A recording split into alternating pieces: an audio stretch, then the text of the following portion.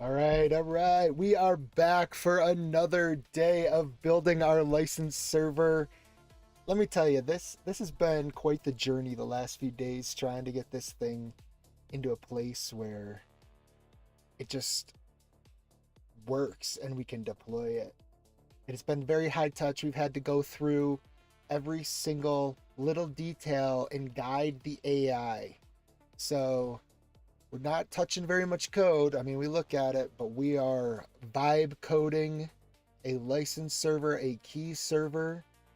Just to rehash what this is, it's going to allow us or allow me to sell my macOS app that I'm going to be building here. But it's just a landing page where someone can come, they can buy that the macOS app, and when they purchase it through Stripe, they'll get an email, and that email will contain the license key that they use to put into the macOS app, and then that will enable all the features of the macOS app. And I'm just now realizing that I started this live stream without my coffee, which is way over there. But it is a good thing that I live in a van because I can reach all the way across it to get my coffee. For those of you that are just tuning in and this is maybe your first video of you've watched, I am building out this business from the ground up while living and traveling full time in a converted Sprinter van. I built this van out, took me 9 months. It is fully off grid. This stream is coming to you live over Starlink Mini, and we are running fully on solar and batteries. Let's do a quick battery check just to see where we're at today. All right. As you can see, we have a 48 volt system and a 12 volt system. Our 48 volt system, we don't even really touch very often because the 12 volt, when it gets all the way full, spills into the 48. And then when we need extra juice because the 12 volt system gets too low, the 48 volt spills back into the 12 volt. And we've been doing pretty good. We've been burning about 50% of the battery a day. But then when the sun's at its peak, our solar panels just blast that energy right back into the battery and we are good to go again. So it's very exciting that we've been able to keep streaming, or I've been able to keep streaming this way. When I say we, I mean you and me on this journey of building software by vibe coding it from a van in the middle of the woods, in the middle of nowhere. All right, so let's get started here today. Last time we left off, we had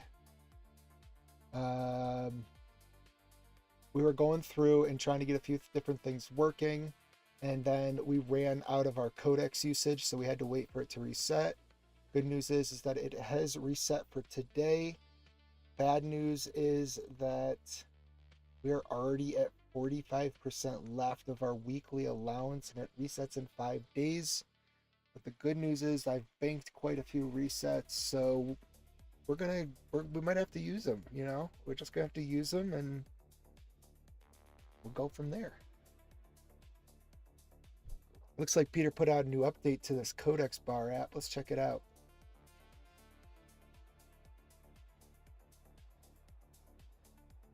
Look at that. He added the ability to see how many resets you have left. That's pretty sweet. Okay, so we have 3 resets available. One of them appears to expire in 12 days, one in 21 days, and one in 26 days. So we actually have to use this one in the next 12 days anyway. I think we're going to end up using it. All right, let's burn through this. Just to rehash, we are using GPT 5.5 X high thinking mode on fast because I don't have time to wait for this thing, you know? It's slow enough as it is. So let's run it on fast, let's burn some tokens, and let's build this app. I'll put my coffee cup on the charger, so it stays nice and warm. Let's get going here. All right. So let's see where we landed yesterday. Gotta connect back to our remote Mac machine. And then we're gonna get that up on the screen so that you guys can see that. I use a remote Mac because that way I can let the AI completely take control of that machine. It can move the cursor, it can type into things, and it's not like stealing the cursor away from me when I'm trying to do things like stream, right? All right, so let's just kind of go back and see what it worked on.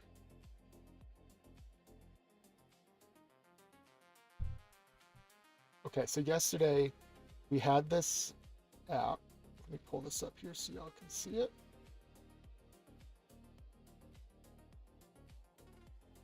So on this app, we added these like buttons where you can copy the markdown guide.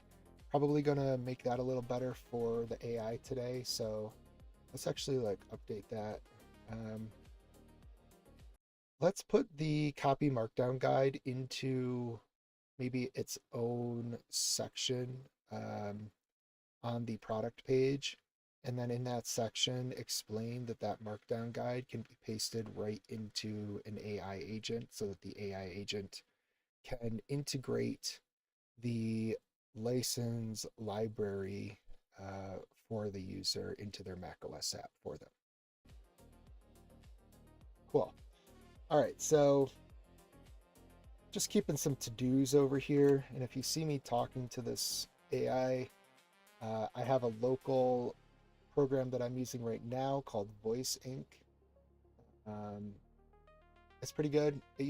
I have it set right now to use the local macOS transcription model.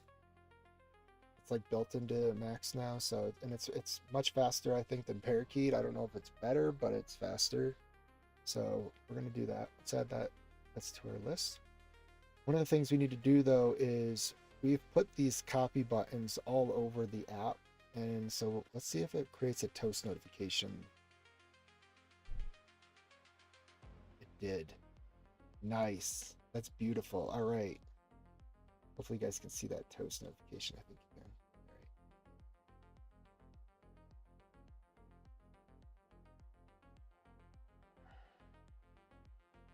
All right. Okay.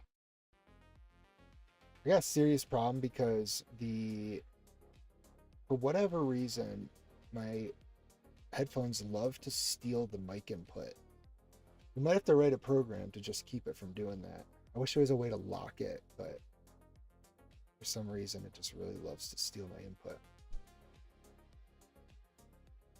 All right, so let's go down here. So we have copy demo key. Let's see if that one creates a toast. It did. Very, very nice. All right, let's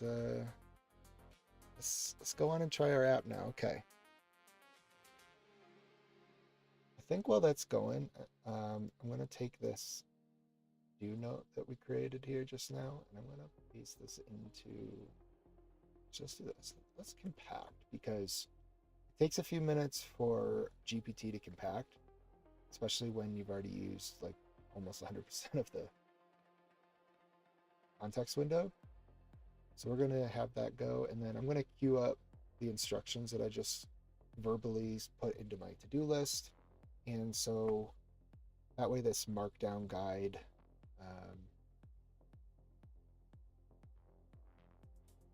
that might be a little, we gotta like reword this a little.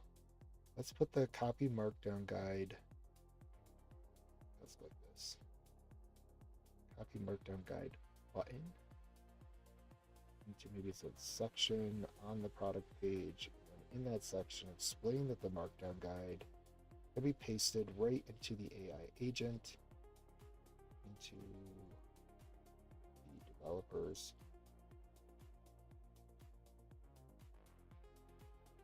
Agent, so the AI agent,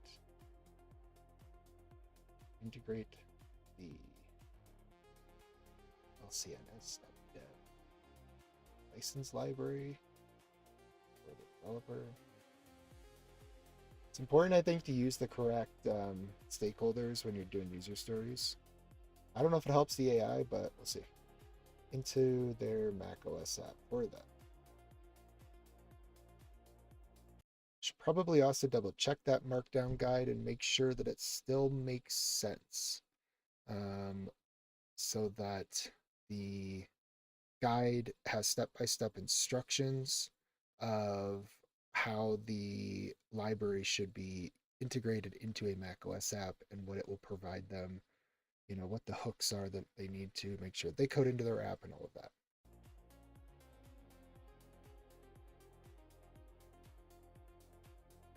I don't know if I like the word hooks. Let's back that up.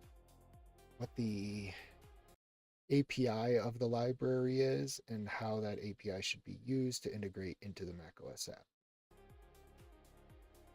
that the developer owns. Okay. So my goal is to hopefully get like a new section like we have here,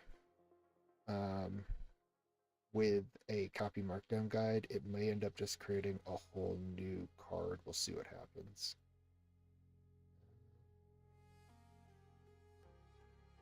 We should probably put that somewhere like at the front, maybe before the choose your license.dev starting point.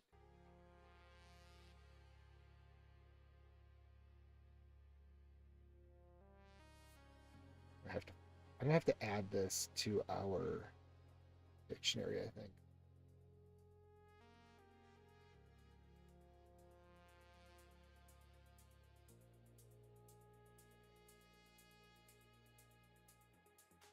And then let's see what else we got going on here. You know what I forgot to do was bring up this chat. Should probably do that so that we can see it. I got that on our screen. Good.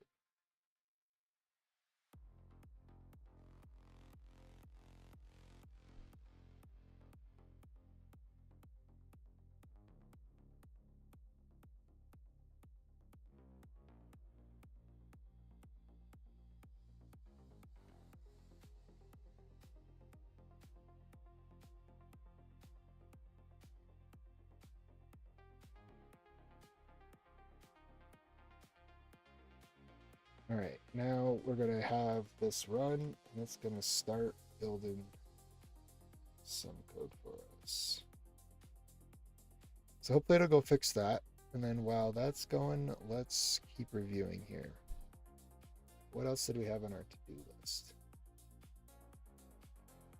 Improve the demo app so that the button state actually reflects what the state of the app is. If a license isn't registered yet, then why would we have a deregister this Mac button active at that point? So I think if do we have the app open? We do, okay. I think this, hopefully you guys can see this app, but there's all these like buttons that they added to the demo. By they, I mean the ChatGPT or GPT 5.5 added to the demo. Let's not call it ChatGPT. I think we just polished this up a little bit, because there's all these like buttons here and maybe some of them don't make sense. For example, if this app is in like some initial state and we haven't actually registered this Mac yet, then we should probably not enable that button. I don't even know what refresh does. Let's try clicking it. License operation failed. Missing registration. Oh, it's because I put in a bad key yesterday. Clear local license.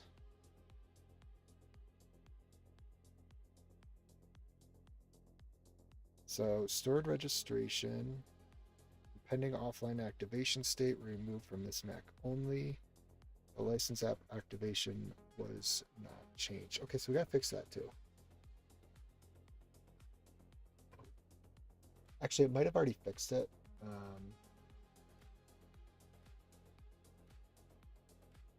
I told it to replace the word license app. That's our engine. So if we look in here, you'll see. Maybe you won't. I don't. Let's see if I can get a better way to do this. I wonder if I can copy that. Paste it.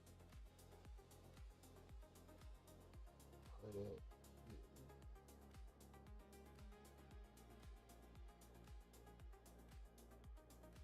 Oh, I like that so much better. Okay, let's do this.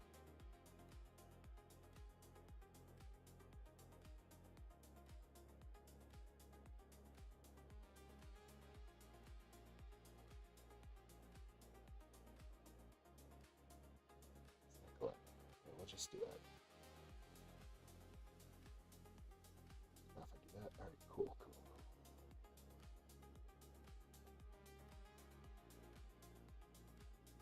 All right, so if you see in here, we have our engine, and inside the engine, we have our thing called license app.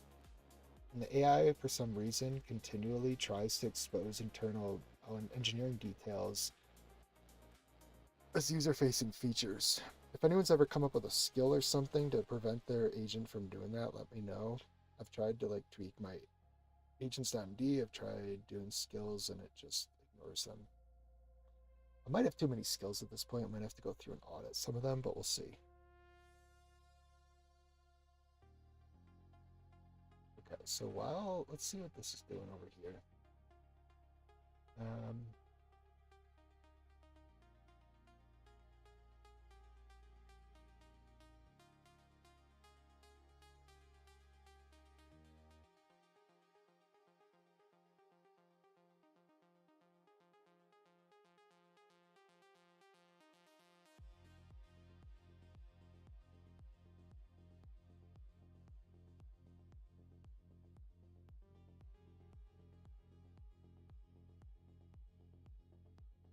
Looks like it's just doing what we asked it to do.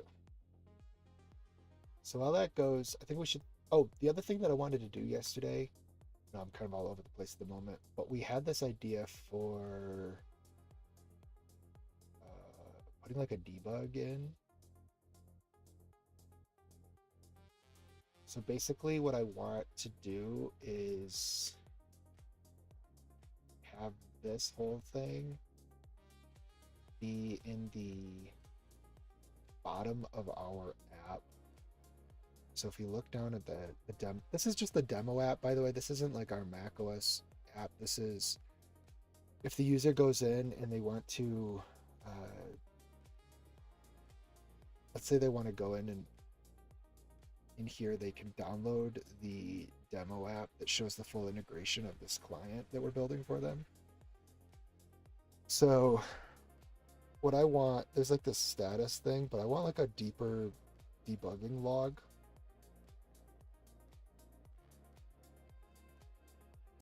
There's already a status section, but I think maybe we want like a deeper debugging section. All right, let's see if it picks that up. We don't want a D. We just want a deeper debugging section.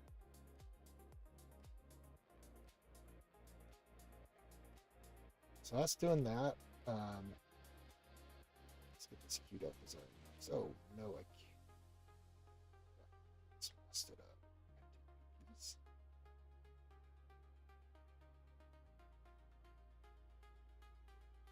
Oh, that.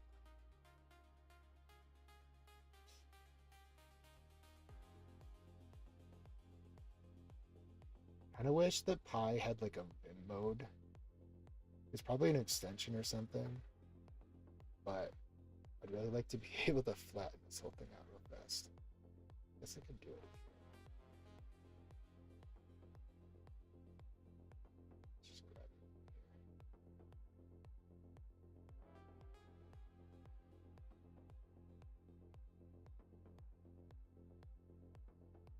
here. There we go.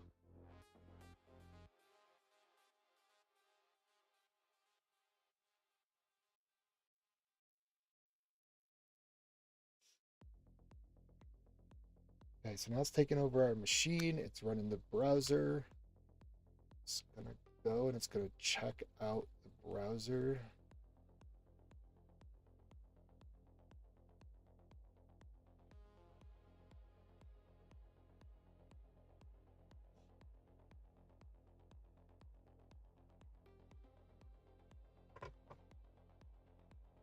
So I'm measuring currently 33.4 tokens at the wheel. If you're a car guy, you probably know what that means. But we're on like GPT 5.5 fast mode. I just wish it was a little faster. Like, I swear I remember this thing being in like the 70 tokens per second range at one point. And I don't know if they're just really getting popular and the servers are overloaded now or what's going on. But 33 tokens per second in fast mode seems kind of slow. And that's not their reported speed, that's Pi reporting the speed at which it gets these tokens back.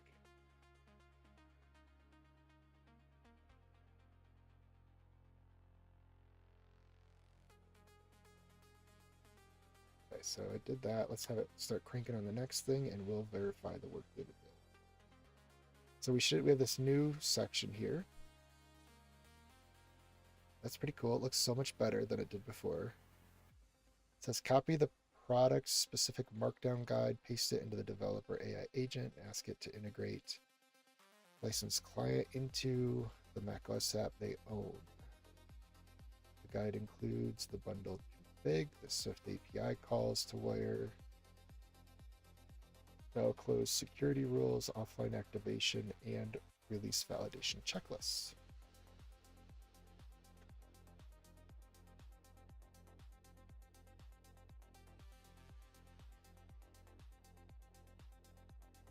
This is the important thing. Gate paid features only after the ED 25519 certificate verification succeeds.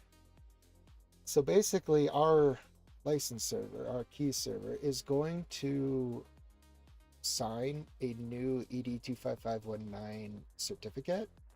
We'll have a public key pinned into the library, and that will be used to validate the ED 25519 certificate.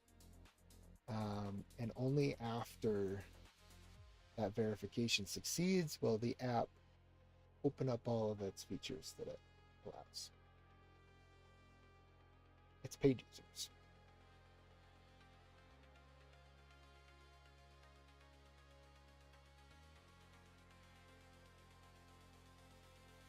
Okay, so let's go back to the AI and just kind of see what's going on with that. So we said that we want, in the demo app,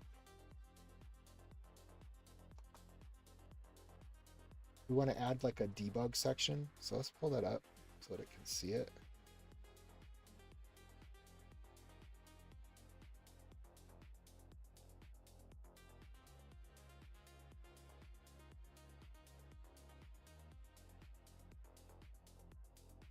And what I'm hoping it's going to do is add a debug thing below this, because what I want to be able to do is click on something like deregister this Mac, and I want to see,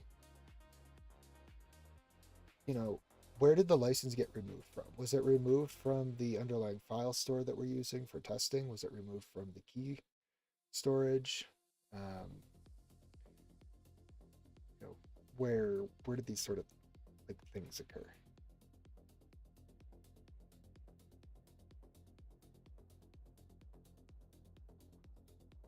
Look at that. So the AI's even decided that it's going to write tests for us, which is pretty cool. Didn't even have to tell it to do that. I do wonder if it'd be better for me to just small enough for this.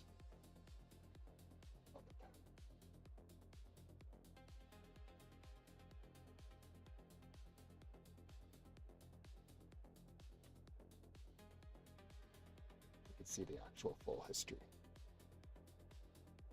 I really like that though. Yeah, not a fan.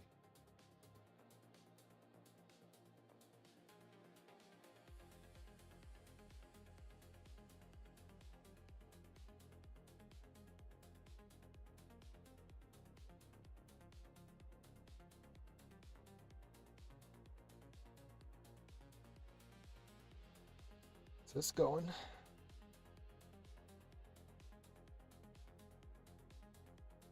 Let's think about what we wanted to work on after this debug thing. So We have, at some point I'm going to go back and fix my NeoVim to get rid of all this annoying stuff.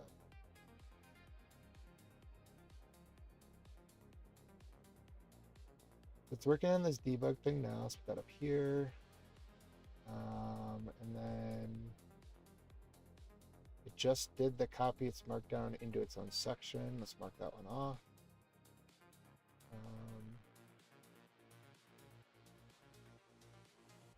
After this debug thing and the button state thing, I think we've polished this pretty good, and we can move on to trying Sparkle updates. So Sparkle is a really popular like macOS app library. If you ever go into a macOS app and you click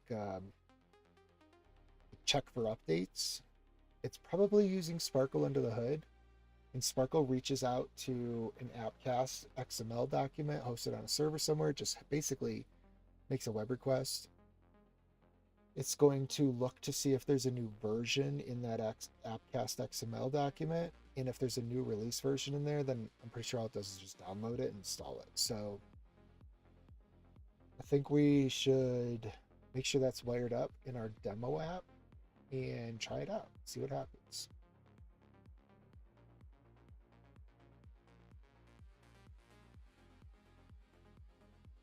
As soon as the AI is done with the other thing that we asked it to do.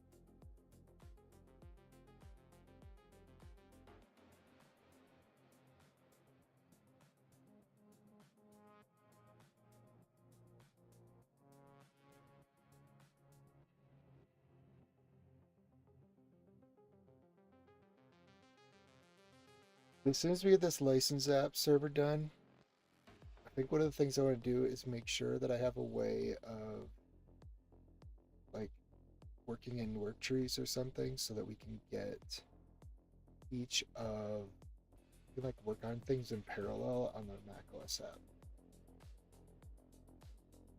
I'm not sure how we're going to do that yet.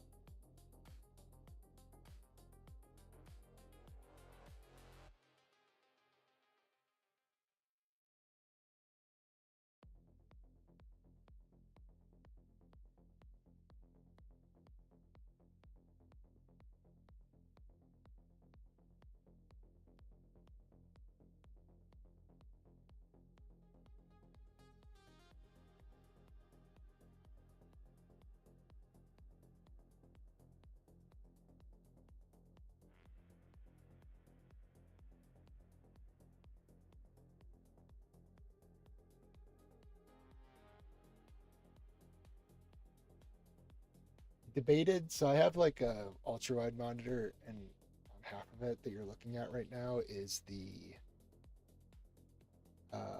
license stuff that we're building. On the other side is the macOS app that has been cooking for like 2 weeks.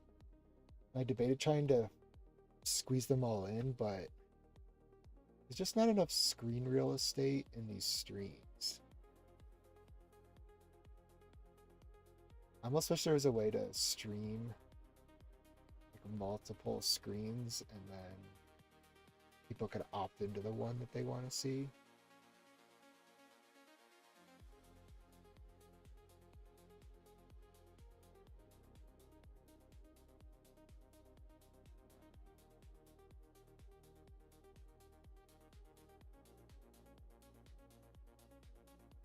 We'll just have to wait. As soon as we get this license server done and deployed, we'll start working on that app, and then you guys can see that one, I guess, at that point.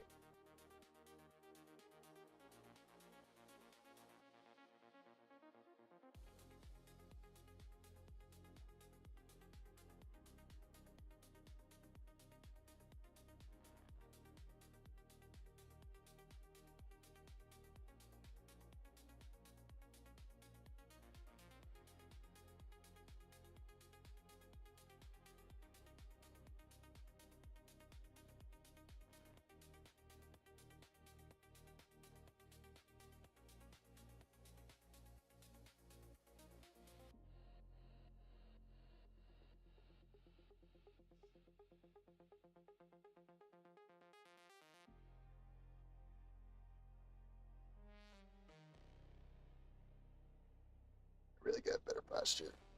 Let's see if we can adjust the chair. Yeah, it's better. A little uncomfortable, but it's probably better for me. Sat here for 9 hours yesterday. Oh my gosh. Definitely don't think we're going to be able to do that today. I have some stuff that I got to go get done. A bunch of our friends have gone backpacking, and I'm holding down the campsite while they go do that. So I suspect when they come back, I'm going to have to end the stream. So we'll get interrupted.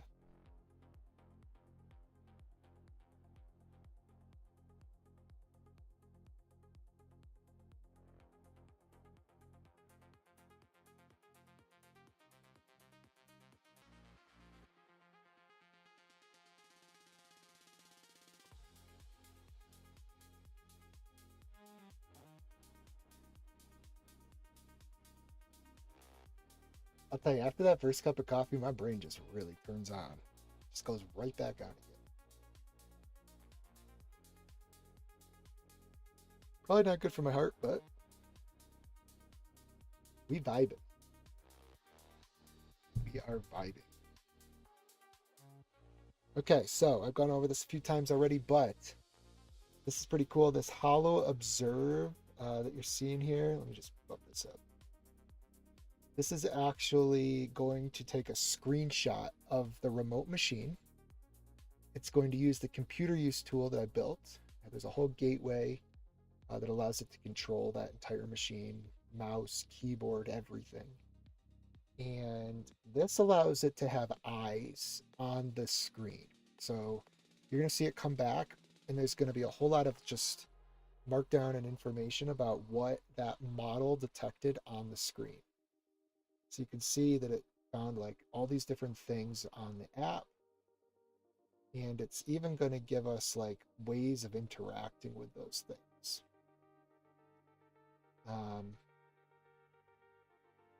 Then the agent could use the computer use stuff to go click on those things, navigate, scroll, but GPT 5.5 tends to just like to run some AppleScript stuff, and it seems to work pretty well. So it'll just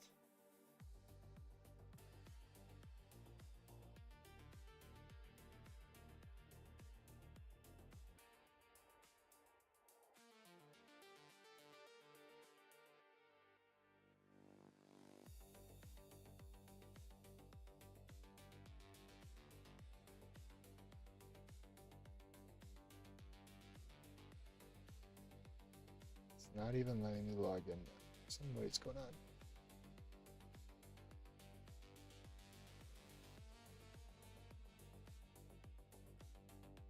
All right, well, let's see. While this is doing this, go back a quick second.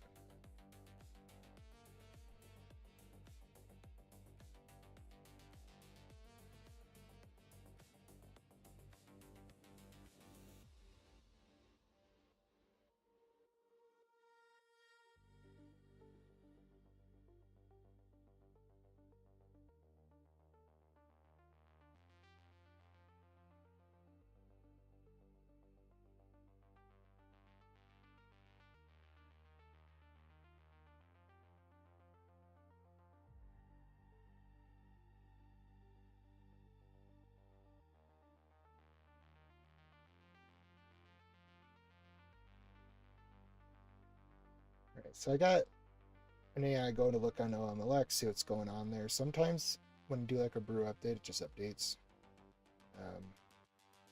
Actually, I think I have to update that one manually. Either way, figure out what's going on with that. Did it actually return anything? Yeah, no. Looks like it's down. Okay, so I gotta fix that. All right, added developer debug trace card below status. Let's go check out the app.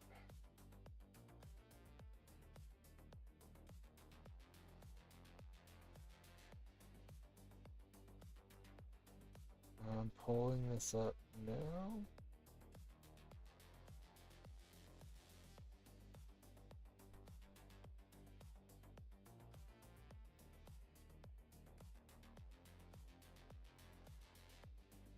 Cool, so it basically has this like nice trace of what's happening.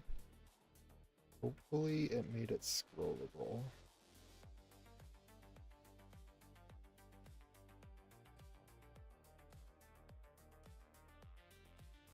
Okay, make sure that that debug trace is scrollable.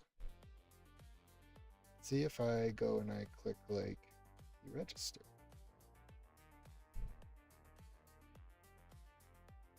Local certificate removed. Refresh. No new signed certificate was confirmed. Saved by this attempt. Registration. Oh, I see. It's replacing it. All right, that's fine, I guess. Okay, so now let's get it working on the next thing.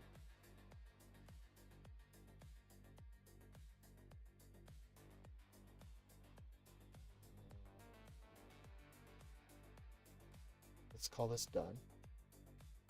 Okay. So then on the next item, we want to have prove the demo app so the button state actually reflects what the state of the app is. Yes, let's do that. And then we'll just grab this.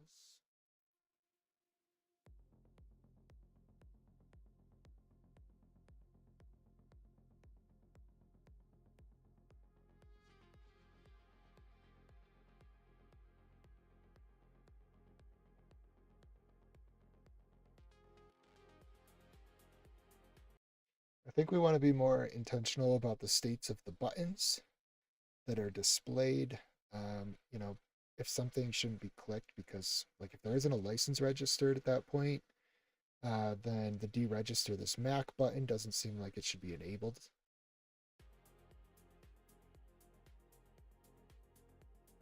Let's see what else. Also, I'm seeing this premium export.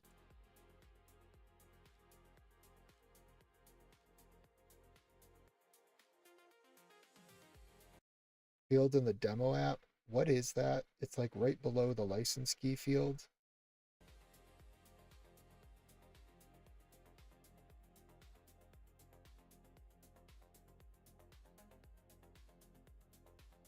And then let's see, what else should we ask it? Is that maybe something that should go in the config?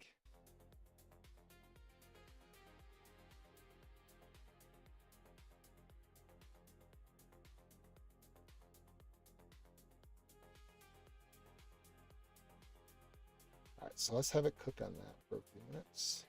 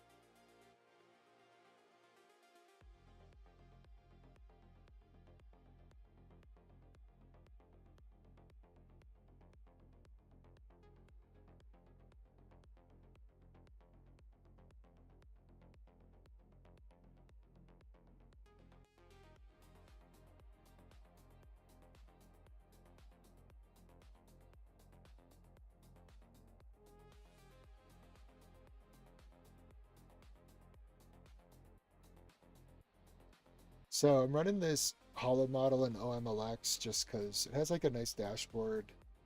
They've done a pretty good job at integrating some of the more common models like the Quen models. And Hollow is actually like a Quen based model. Python related to access files. Oh yes, go ahead. Oh, that might be the problem. Okay, so I basically filled up this hard drive with all these models on the Mac Studio. So I decided to put them all the models onto their own like removable drive. But now Mac OS, anytime a program wants to access that drive, like you have to explicitly give it permissions. It's kind of annoying. I wish there was some grant all apps access to this drive permission. Instead, you have to individually grant each app security access to the removable drive.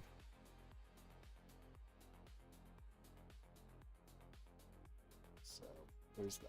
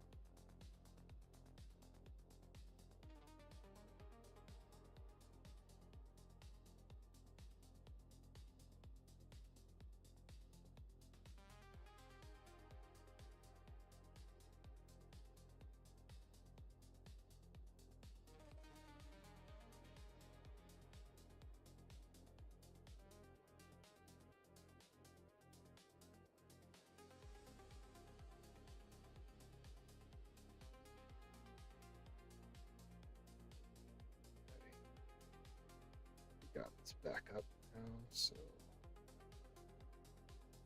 let's try it.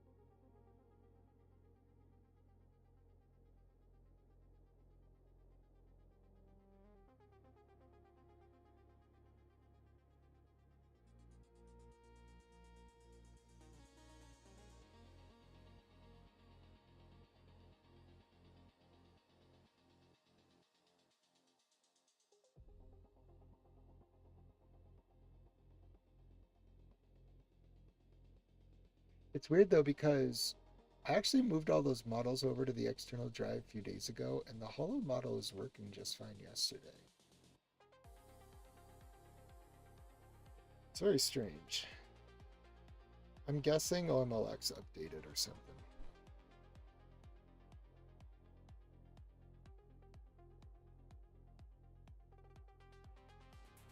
No, it says it hasn't updated in 3 weeks. Very perplexing.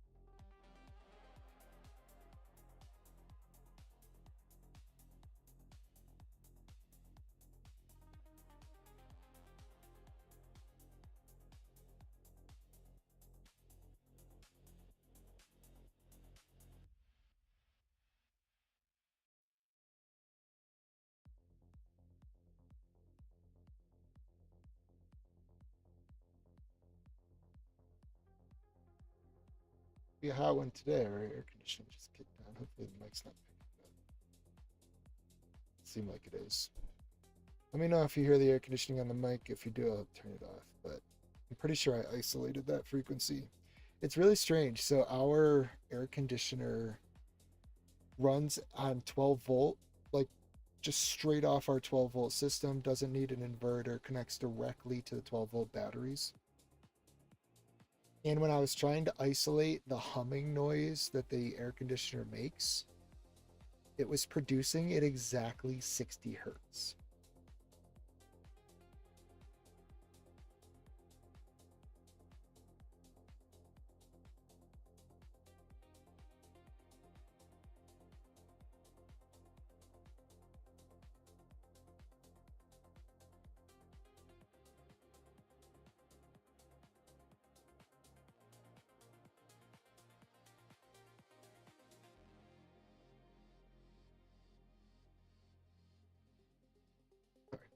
Anyway, what was I talking about? The air conditioner. Um, so if you know, in the United States, we basically produce electricity at around 60 hertz for alternating current, AC current.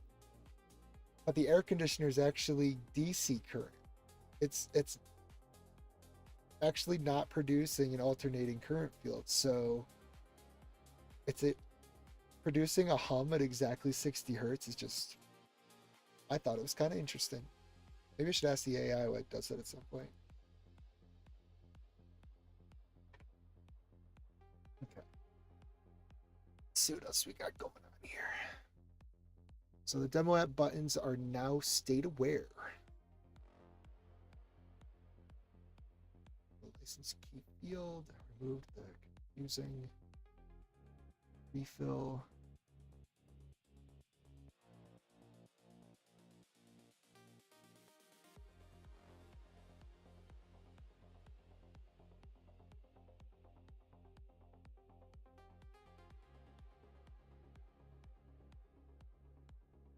Named explain that field as optional requested feature IDs. Not part of license config. It is sent with the registration offline activation. So license dev can include matching license metadata, signed certificate.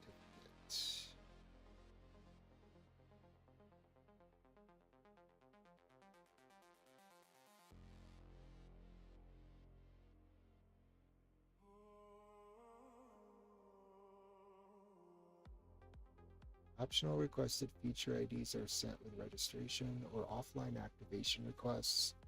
So license.dev can include matching license metadata in the signed certificate. They're not part, okay, but why does it need to include license metadata? I'm still not super clear on this whole license metadata thing in the signed certificate. Can you please give me more information about that? You know, what is that for? How does it work? You don't need to make any changes to the code, just answer my question. And I love AI for this reason. It's like, if there's something that you don't understand, you just ask. It's not like in the past you had to go digging through Google, digging through documentation, hoping that the person that wrote the documentation like wrote it clearly in a way that you're going to understand it. Like if I don't understand what this comes back and tells me, I can just keep probing it to simplify or break it down more so that I can understand it. Knowledge is no longer gated by Google search results. It's absolutely amazing. What a time to be alive.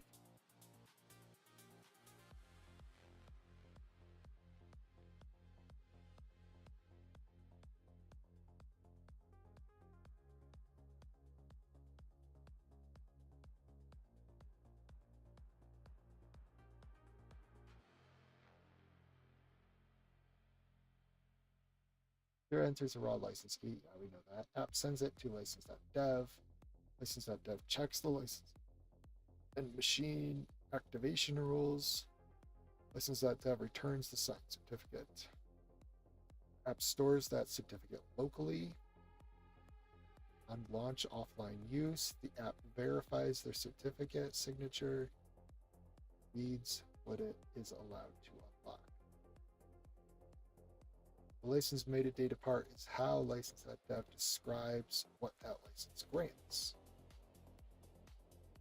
The license might not just mean valid or invalid, it could also mean this customer gets premium export, this customer gets offline files. Okay, so these are like the entitlements. This license allows one machine versus 5. Okay.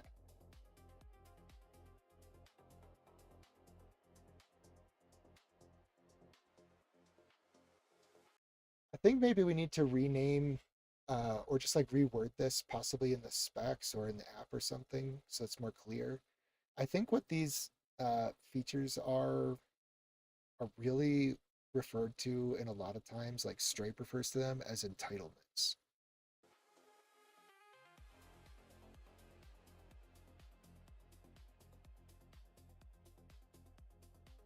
And I think we should use that terminology because it's more common throughout like the industry.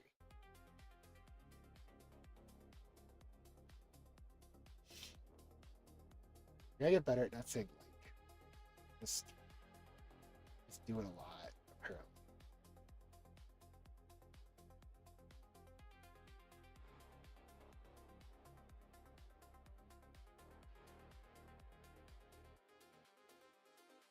Just also had a thought. When the certificate gets validated, I think one of the things that we need to do is also ensure. Uh-oh. Error occurred while processing our codex request. Might just be the Starlink hopping satellites. If you just saw me glitch out in the stream, that's probably what it was. Back to my other thought real quick. I think what we should make sure is happening is that the certificate, when it gets validated in the license library inside the macOS app, that it's also ensuring that the machine's like serial number or whatever is also the same one that this application is running on. Because I could imagine, let's say a developer doesn't properly use like HTTPS to transmit the certificate back, and it gets man in the middle, and someone intercepts the license or extracts it, they could start dumping that on any number of computers, and then that license would still work. So ideally, the library is also going to validate that the license is only valid on that machine with that serial number that it was registered to. I'm willing to bet that the AI already did that, but let's just double check.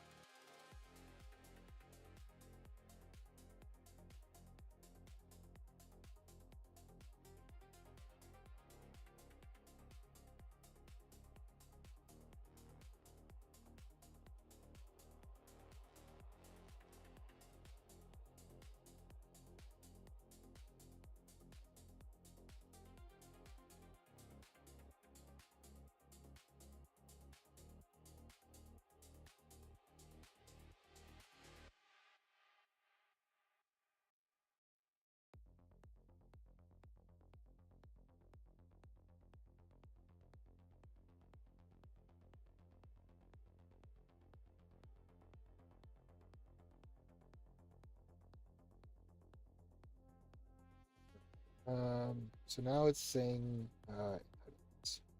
let's go to our thing that I wanted to address here.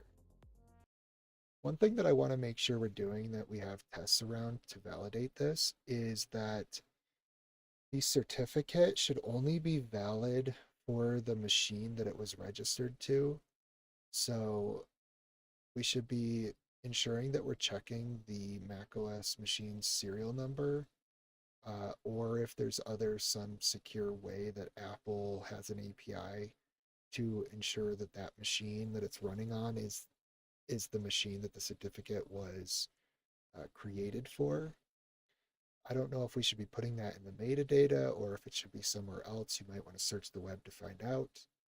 Um, but what I don't want to happen is for us to have a certificate that tries to be loaded on a machine that it's not valid for, like that it wasn't actually created for that machine.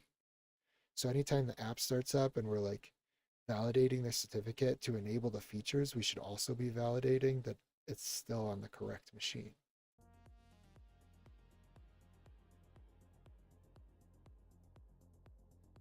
Let's see what it does. I think it's like a 50-50 chance whether it already did.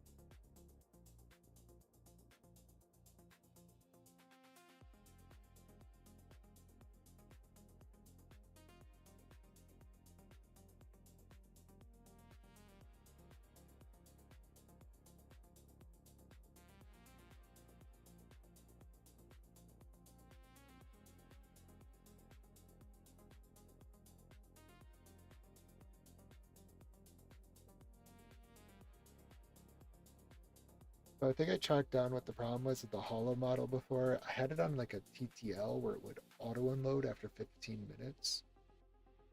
So I set it for like 8 hours. We have plenty of RAM. We may as well just run it all the time since we're using it so much.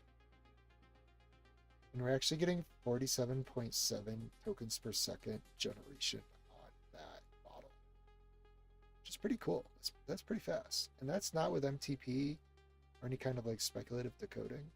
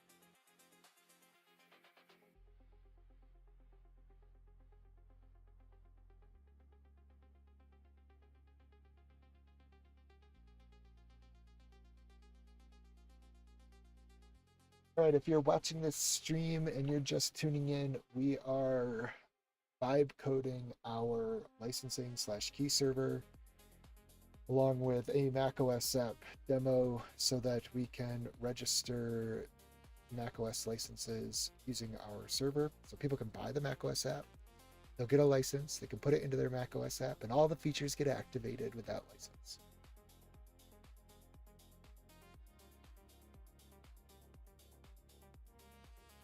If you haven't already, like and subscribe to the videos on YouTube at Zayden Ryan.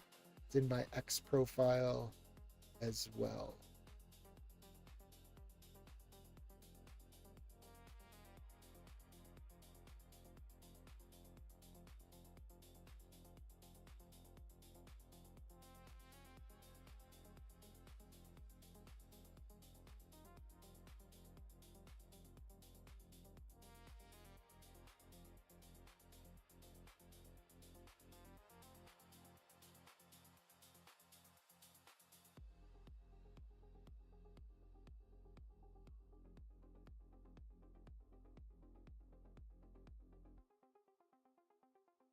Been like going back and forth lately, and I'm kind of torn between should I run a 4-bit quantized version of GLM 5.2,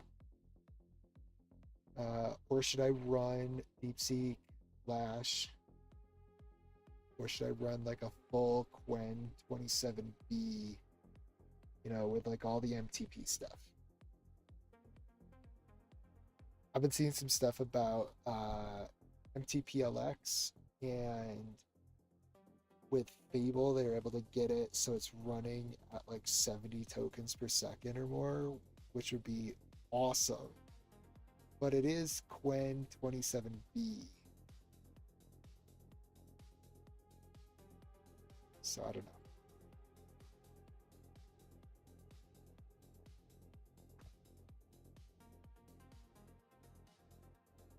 Let me know what you think. What are you running though?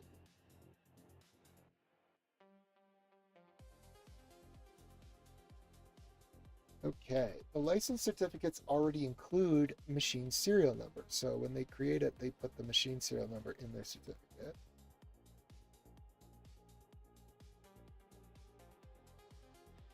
License client current status already reads the current Mac serial and rejects stored certificates whose serial does not match. Cool. App launches using load current status. So unlock on startup goes through that same check. offline import. Also verifies the certificate machine serial before saving local proof. Apple Documents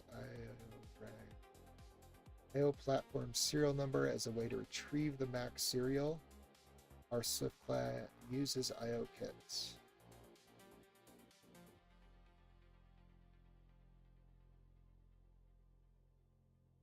Yeah, I'm just wondering if this is actually the correct way to do this. Is this what Apple recommends we do for licensing with certificates like this? Because I'm wondering if what we should be using is something like if there's like a secure enclave that validates that the serial is correct and that the machine is the machine.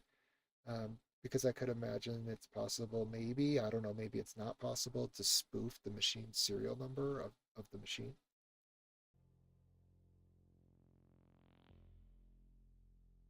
Let's see what it says. So if if you've been in programming long enough, you know that pretty much anything that's stored in memory can be changed. Um, there's all sorts of like stack protection and all these like memory protections in place now. But at the end of the day, memory can be manipulated, and it's entirely possible that we could change a macOS serial number so that the API that's like going to get it returns whatever value we want it to. Seems within the realm of possibility to me. And so these secure enclaves are like hardware things where these things are like burned into them. And sometimes it has a small API where you just say something like, give me like a yes or no if this is correct, or sign this thing, give me back the result. Let's see what happens. I actually think there was like, I remember some issue with the secure enclave, like it was broken, or like Apple super early on when they first created it. I don't remember. I don't remember the details. I just remember that these things get cracked. And with AI, they're going to get cracked even faster.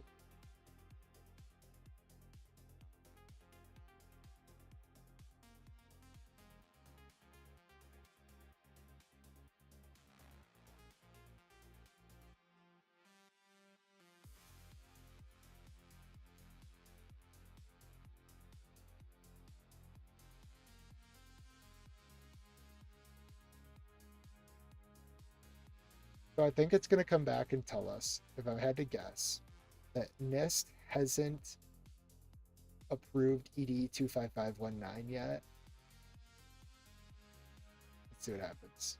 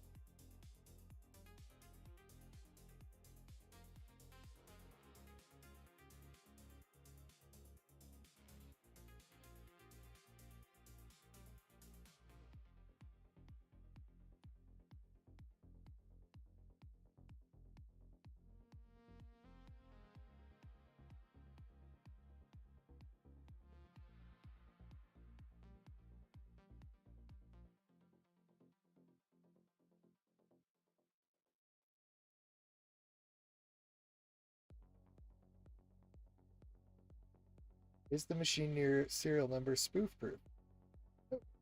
Treat the Mac serial as a stable machine identifier, not as a tamper proof hardware attestation. So it can be spoofed.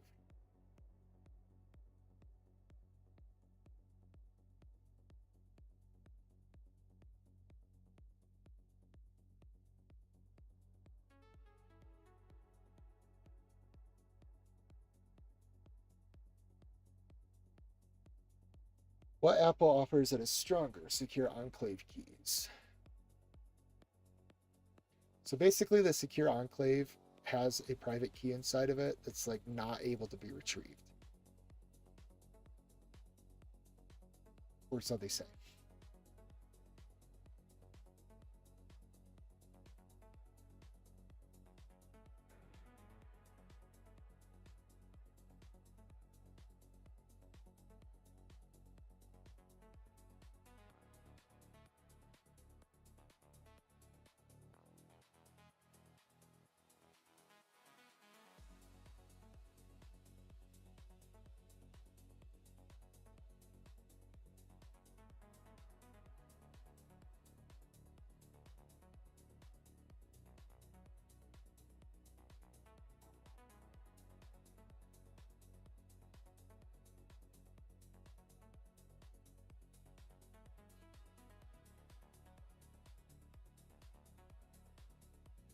Apple's app test is closer to Apple says this is a legitimate app.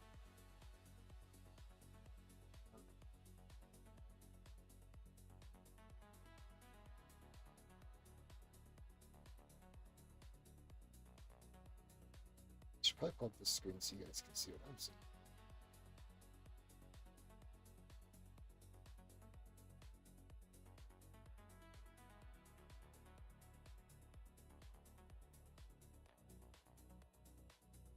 So basically, I'm just gonna go back to this since I know the screen up. The machine, the Mac serial is a stable machine identifier, but it is spoofable.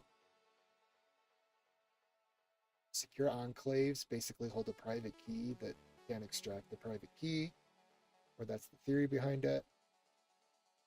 Apple app-attest device check. Apple's app-attest is closer to Apple says this is a legitimate app instance on Apple hardware. Apple docs say you can't rely on AppLogic to check itself because a compromised app can falsify results. So app-attest uses a hardware-backed key and Apple server attestation.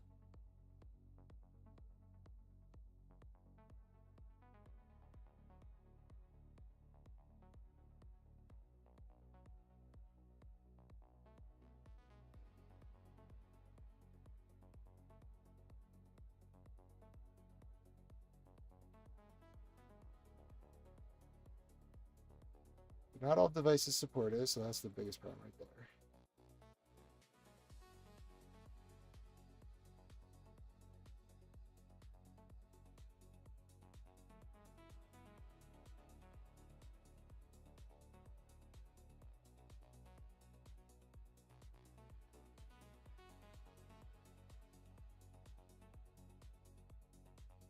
The certificate has a machine serial number, app rechecks current Mac serial, launch, failed, close of serial count, red keys, core certificate.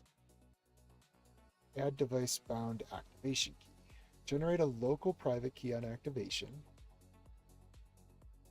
Reverse secure enclave P256 when available. Store fallback key in the keychain. This device only protection if secure enclave unavailable. Inside public key fingerprint in the LC certificate. Require private key proof before local unlock. But that also means that if the private key gets removed, that device is no longer be able to validate, maybe? Add app-attest for activation refresh where supported. Use it as an online anti-fraud integrity signal.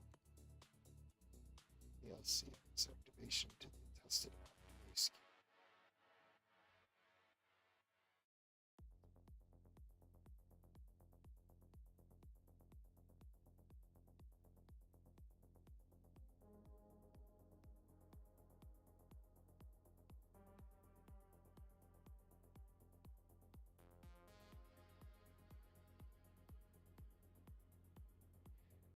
Okay, yes, I think we should add the device bound private key proof, or whatever it is that we need to make it cryptographically hard to use copied license state on another Mac via the best path that Apple recommends, but we should probably ensure that the app can still fall back to using the serial matching as the normal case if for some reason the machine doesn't support the enhanced attestation that we are looking for.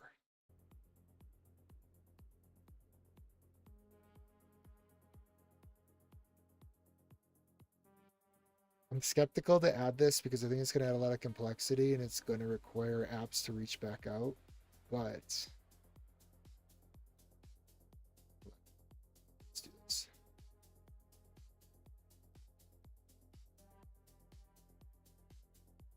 I'm a little skeptical to add the enhanced attestation because I'm afraid it's going to add a lot of complexity. But I'm also afraid that it's going to require the apps to reach out to our license app server or license server. What do we call this thing? Server more often, which would incur more bandwidth costs and make us do more processing. Is that the case?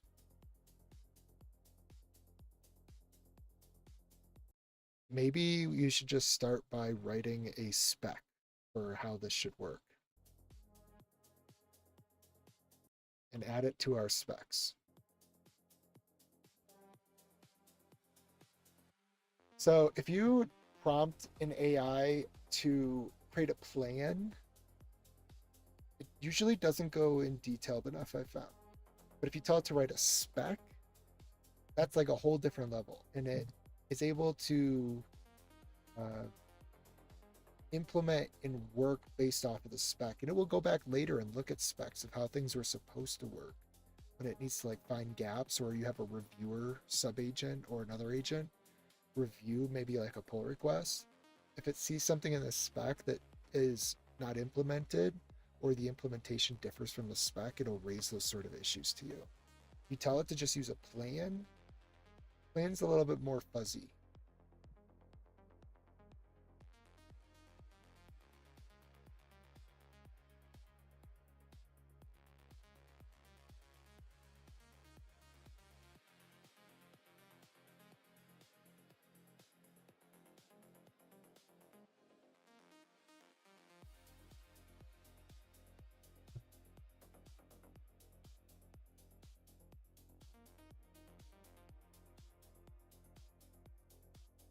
I did not drink enough water yesterday during that 9-hour stream, and I am feeling it today, so we're going to try and get through a few of these today.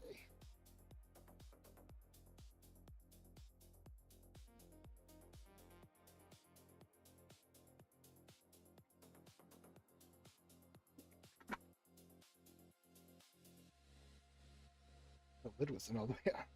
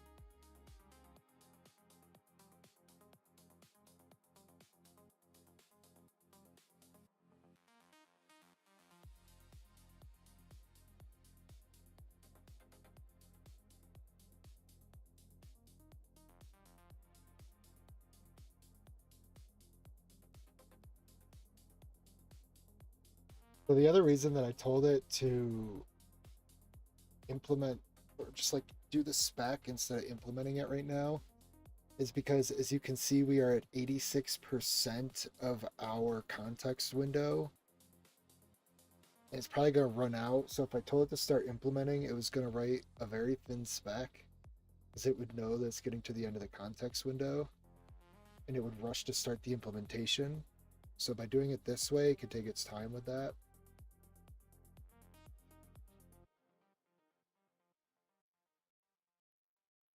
Hopefully in the future, that's not something we'll have to worry about, but I found that it is something we have to worry about today.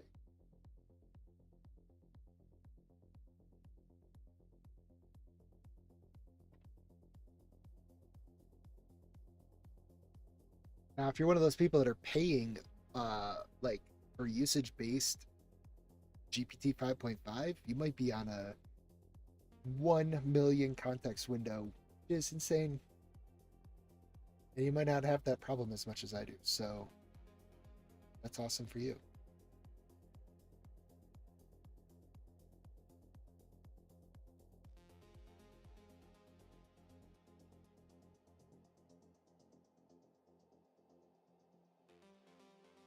So it's going to spawn a reviewer using our reviewer skill. And it's probably going to come back with some findings just because GPT 5.5 really is verbose. It really likes to dig deep. It likes to catch every single edge case that it can. So I'm going to be willing to bet that what's going to happen is come back is say, oh, the reviewer's going to be like, oh, I found this thing. You didn't consider this one edge case. And then it's going to have to go re-update the spec again with that one little edge case.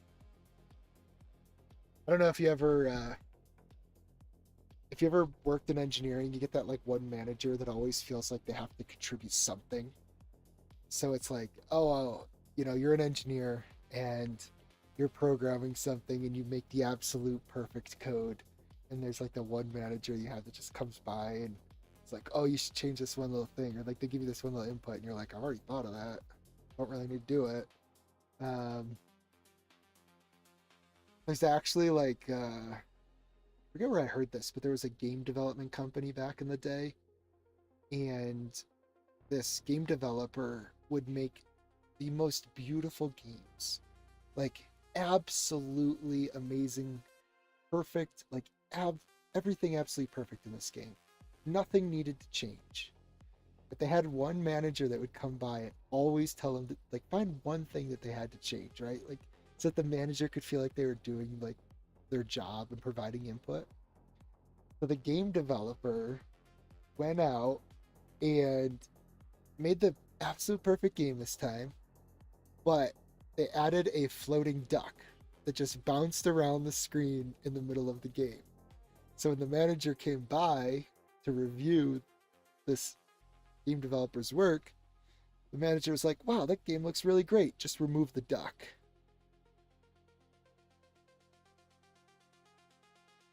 Office politics, man, let me tell you.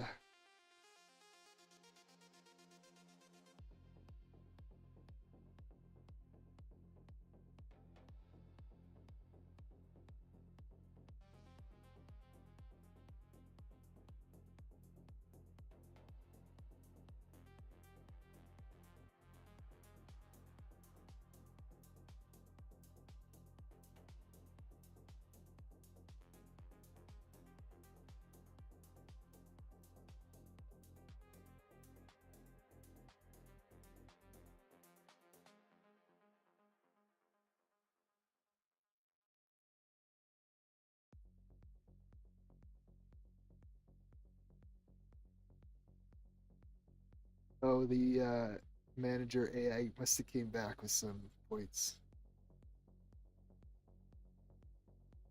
Yeah. Public keywire format. Fallback authority.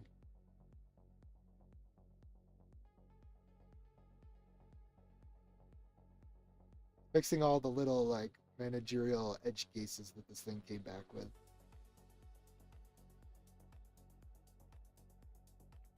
Hopefully it doesn't request another review. It probably will, but we'll see.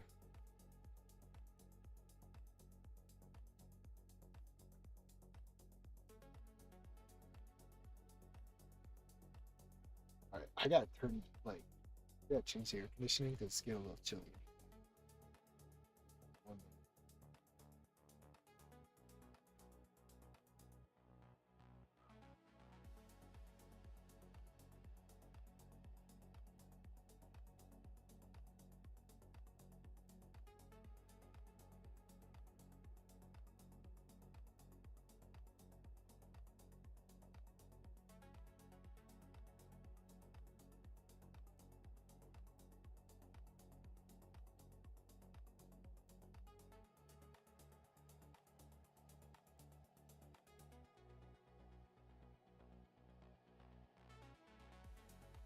back.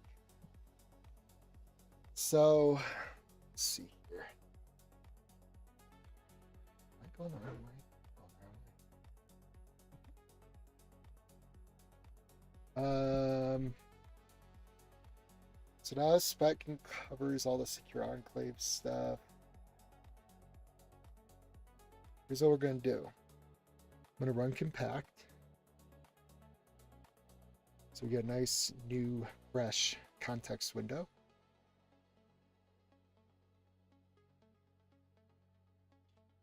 Should have in the end of the compaction like the information about the spec that we just created.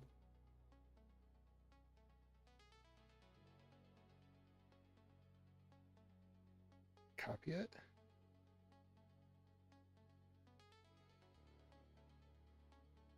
And as soon as it's done, we're going to say,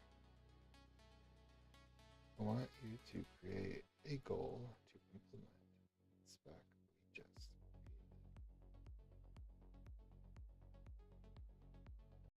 The goal should include validation by adding tests. So that we have some automated testing to cover all the cases. And we should not mark the goal completed until all the tests are written and we have 100% proof that we've covered everything and that the tests are passing. That's really all we need to do. And it'll create a goal for us. So I'm going to queue that up. So as soon as the compaction runs, that prompt should run, and then you'll see we have currently like no goal down here running. And so as soon as that goal gets set, it'll just keep nudging it along.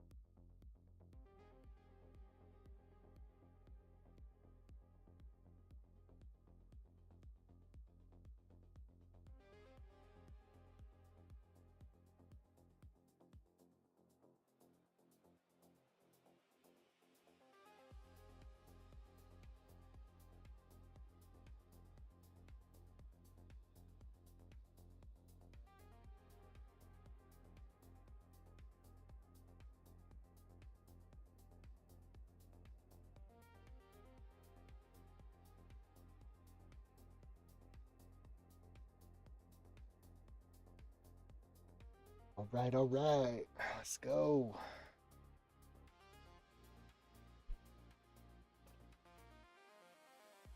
All right, so let's just go back.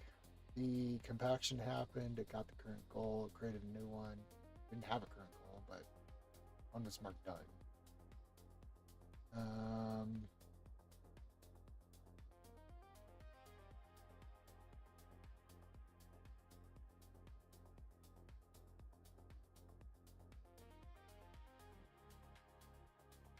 I've gotten into this habit of saying like you have to have 100% proof because for some reason the act of the AI just like writing down each of the proofs makes it go back and think about, did I actually do this other thing? Instead of just saying, oh, I'm done. I don't even care where it puts the proof. I don't care if it shows me the proof. I just want it, just the act of me like saying it and telling it to do it seems to make it work a little bit better.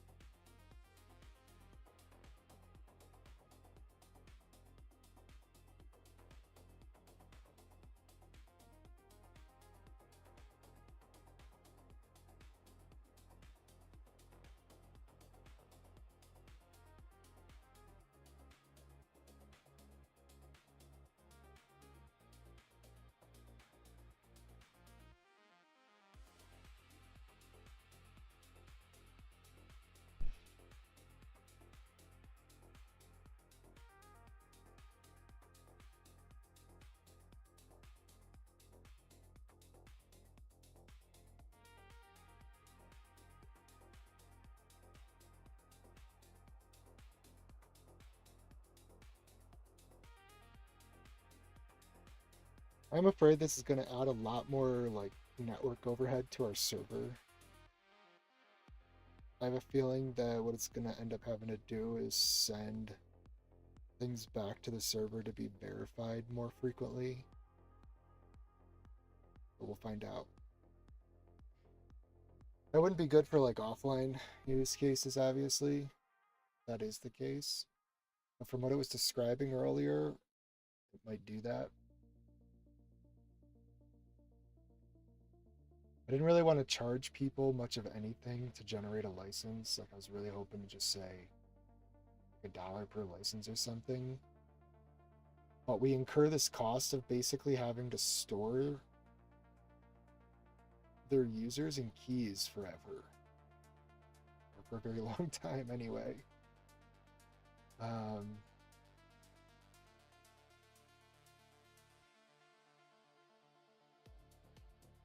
so basically have to like price it in a way that the lifetime of the customer covers the cost of that storage, or they have to just keep paying monthly, which I really didn't want them to have to do.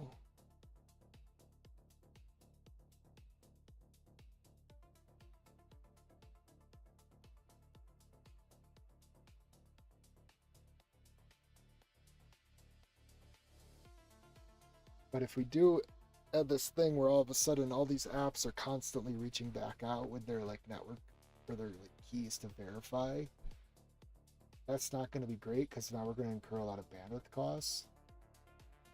If I think with the Sparkle stuff, just requesting to see, you know, if the was it Appcast XML has changed, like that would be a decent amount of network traffic. But I wasn't too worried about that because I could throw that in front of like a cached Cloudflare thing.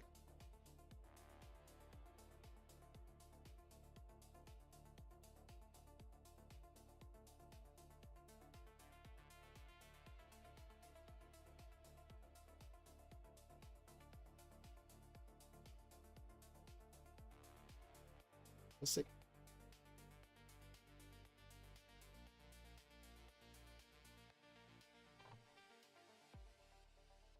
I might make just like a really simple base cost.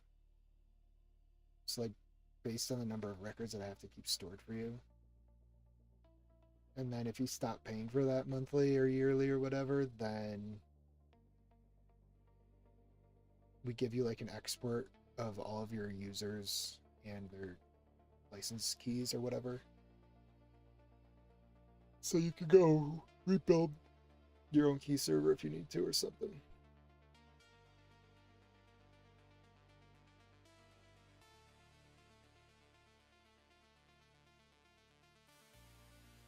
That is the one nice thing about buying your app through the Apple Store is like they're storing that forever for you.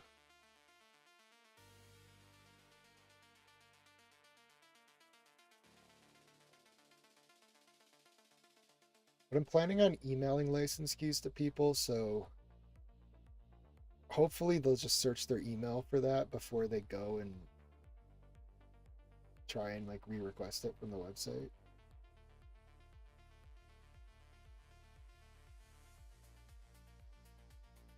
Although no, we're emailing the license key the activation key.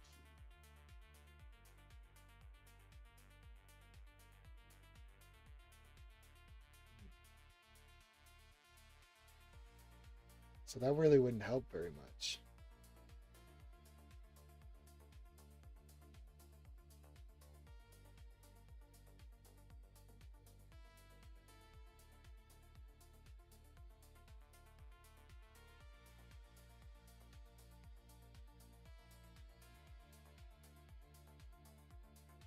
I suppose we could email the certificate. So if a product owner of a macOS app wanted to make it so that the certificate never expires, but it is registered to that machine, we could email the user that certificate.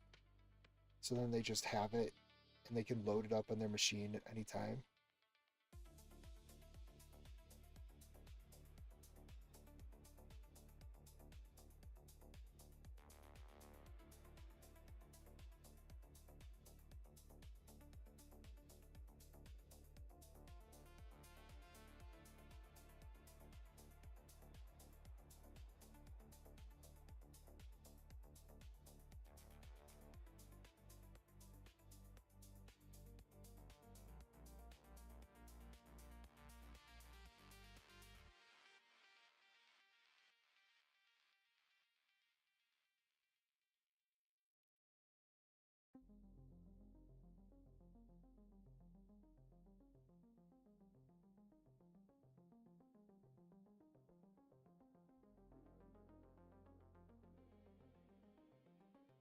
Hmm. What do you guys think? You know, drop me a comment in the chat. If you're on X, drop it in the X chat. If you're on Twitch, drop it in the Twitch chat. And if you're on YouTube, drop it in the comments because I'm kind of curious to see, you know, if you were selling a macOS app, what would you like to see out of the licensing server, like the key server? Would you want a license that's just generated, emailed to the user, and it works forever so that they can go back in their email and grab the license out if they need to and, you know, 10 years down the line, load up the app, dump the license in the app, and have it still work? Or would you like to make it so that the app has to reach out to the server, still update its license after a period of time, maybe the license will be valid for like a year or a month, and then it has to rotate the certificate that gets generated? What would you like to see? Let me know.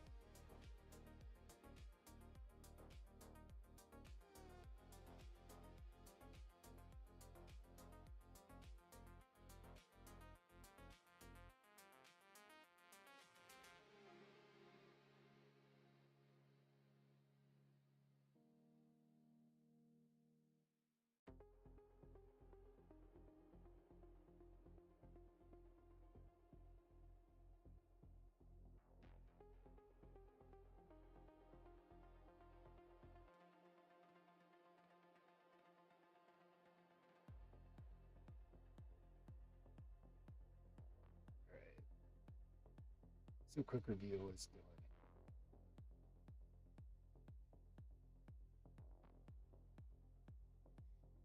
So it looks like it's going through, it's adding things to the database schema so that we can, things like record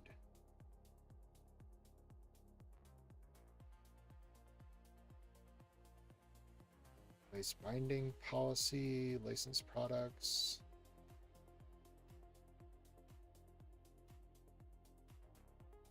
So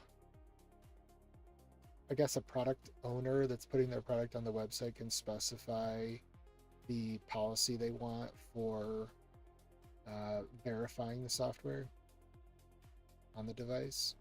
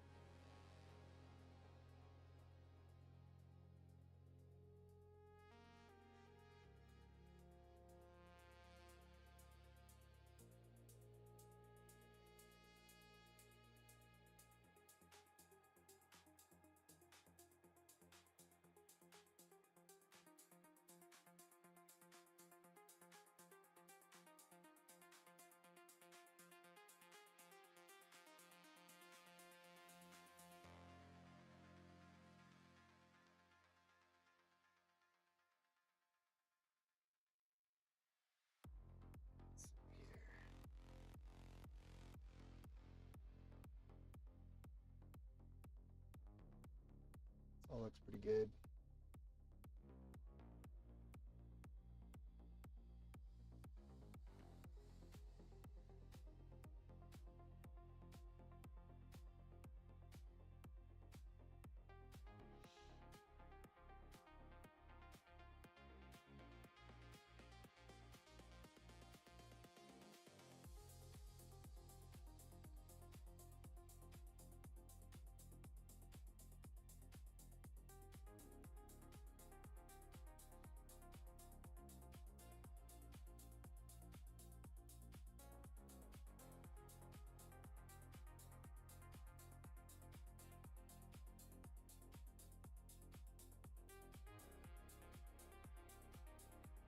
So it updated the backend server and now it's updating the demo app, or actually the client, the library that we're going to provide to people so that they can easily do all of this, verification and everything. They don't have to code it all themselves every time.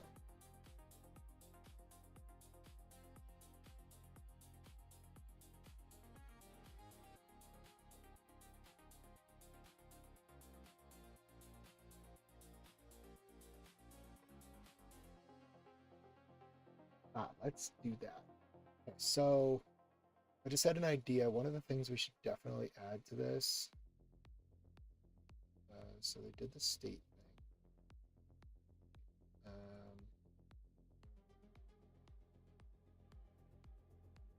So we need to add a feature so that users can, or so that organizations can export all of their data. Specifically, they should be able to export all of their licensed products and the associated records with those licensed products, such as the users or the customers that have purchased a license, and the information like what machines those licenses are registered to.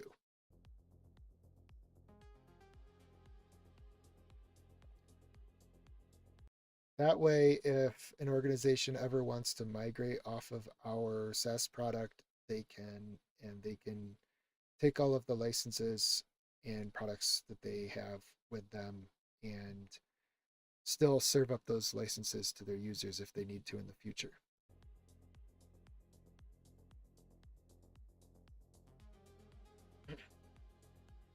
We should probably make like an export job that does this.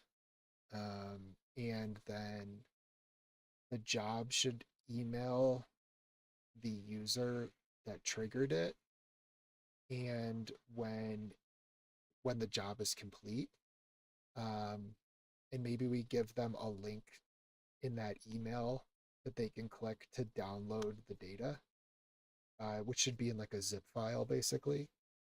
We should probably include like a README in there about how the data in that is structured so that they know how to use it in their own software or whatever in the future. I really don't like this idea of, oh, you're using our product and we're going to make it really difficult for you to ever leave our product. And, if you, I feel like people should easily be able to like take all their licenses with them. Like, let's just make that should just be like common stakes, common stakes. I don't think that's a thing, but I feel like that should be, they should just be able to get their data. Like, let's not make that hard.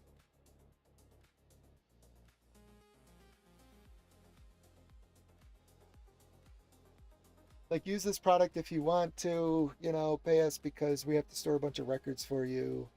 Only pay us if you sell a license. That's what I really want to get to, is like, if I'm going to build a product that's going to make you money, I only want to get paid if you're getting paid.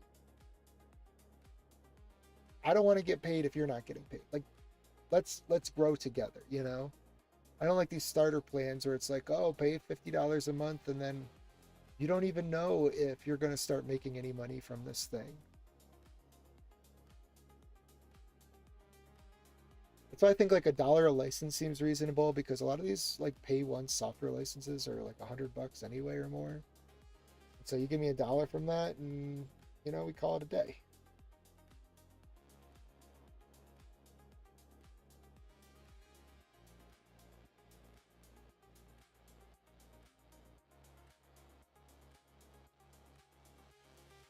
And that dollar is really just going to go towards storing all those records.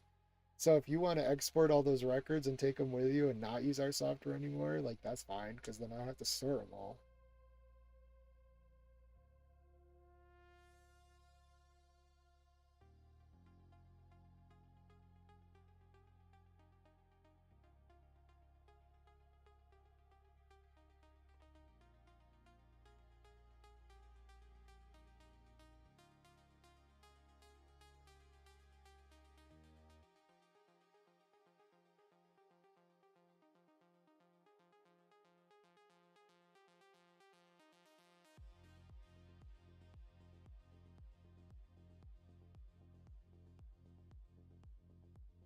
$29 tokens per second. I can literally get more tokens per second out of a local model running on this machine. And this is fast mode. What is going on? Oh, man. And it's Sunday, July 5th. Like, is it just because everyone's off for the 4th of July and they're all using codecs like crazy right now on their weekend projects? I don't get it. Why is it so slow? We were getting... I know it can go faster because we were getting like 50 tokens per second at one point yesterday. Go back and watch the stream. We have proof.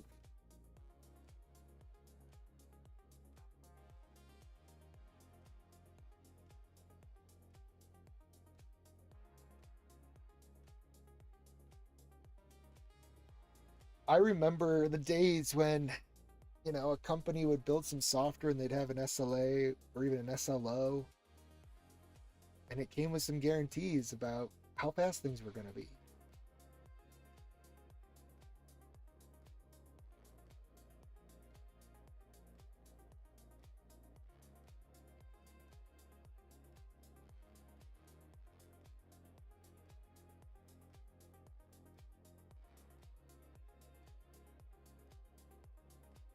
I'm not saying I'm ever going to do that thing in my software just because I'm a one-man operation. But if you're a multi-billion-dollar, potentially trillion-dollar company, I feel like you could have a few SREs to make sure things are running good.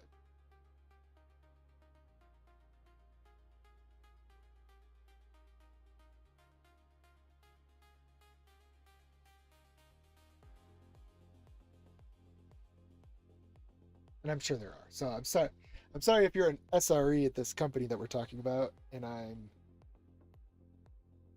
not trying to tear you down or anything like that. I understand that we are in a market where we are hardware constrained, and hopefully one day soon we will have enough hardware and good models that can be run locally so that we don't have to worry about slowing down things because it is all shared infrastructure. I get it.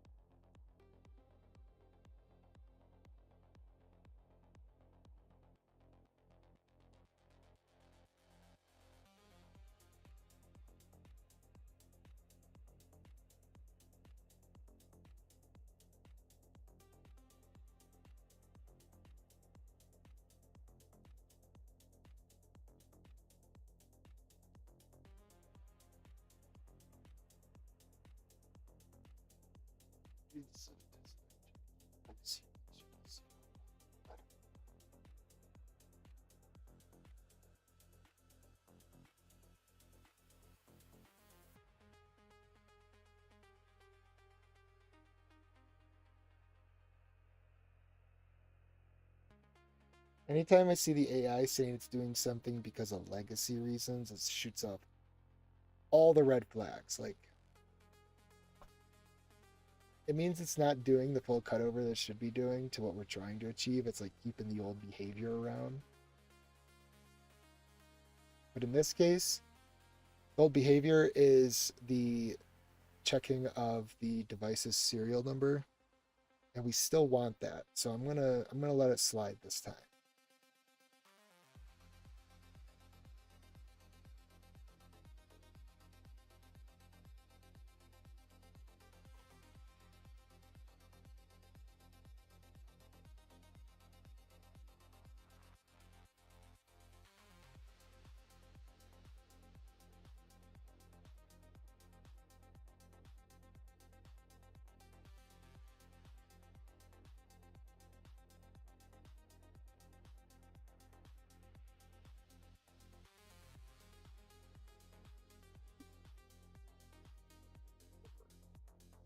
It's the only way to solve this problem.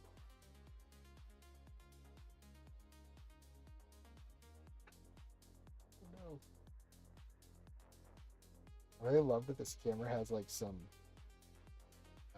motion correction stuff because I just knocked it. Hopefully you guys didn't notice too much.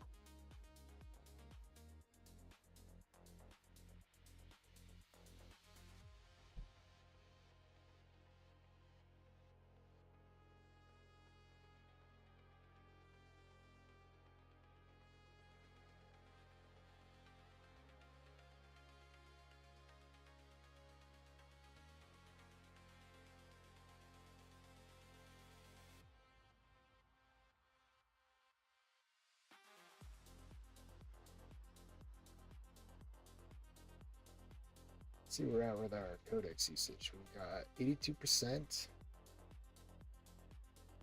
or 42% left for the week. That's pretty good. Stay on track.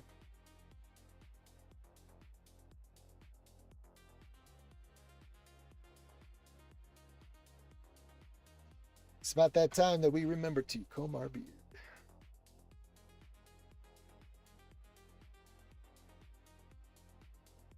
What do you think? It's got a nice point to it now.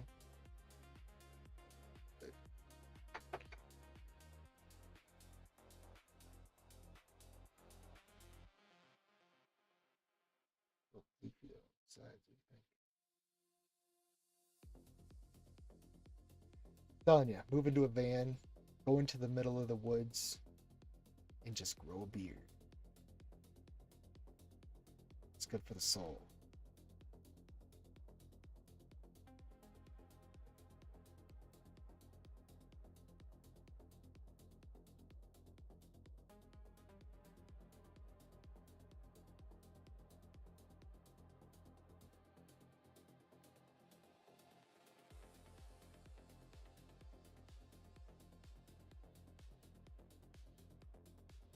I do not know what happened to our live stream on X yesterday, but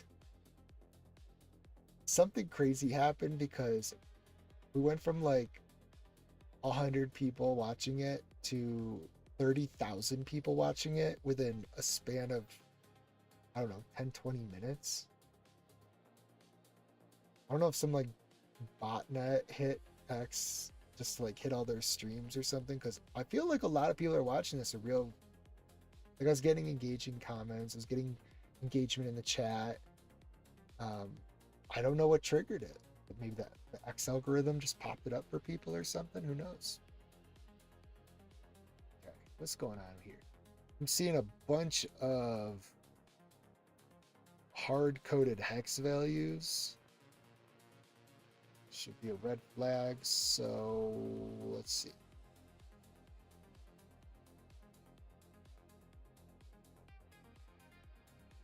Oh, these are the tests.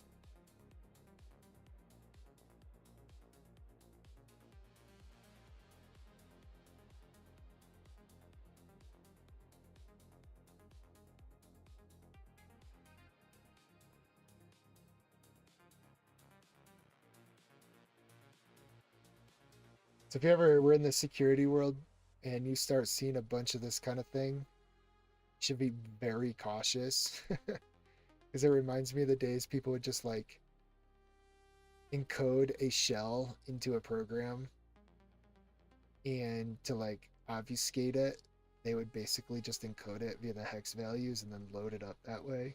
I guess they probably still do. But yeah, that sets off some alarms in my head.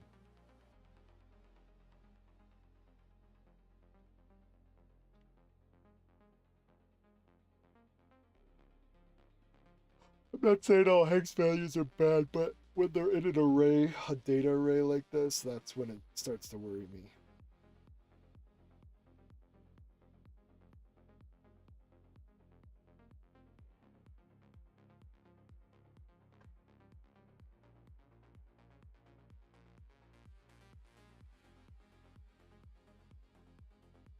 All right, we are almost through 1 cup of coffee, 1/2 bottle of water. Let's go.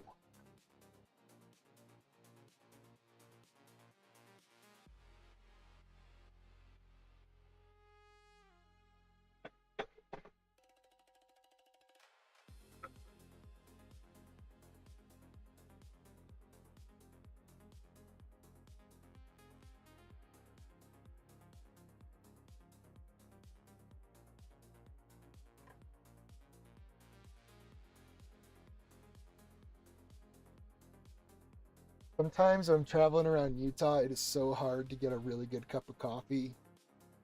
I'm not saying all the time, but sometimes it's really hard. If you've ever been to Utah, you know why. And I don't drink soda or anything like that, so really out of place there, I guess.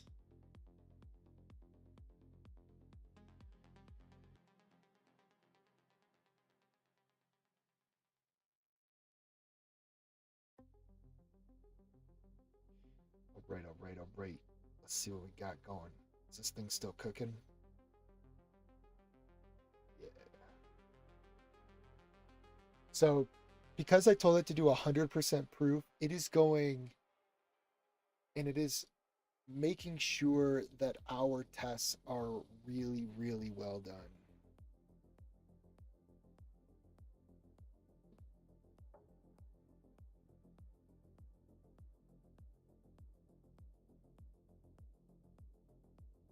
Although now it's saying device binding proof strength. I hope it didn't interpret that the wrong way.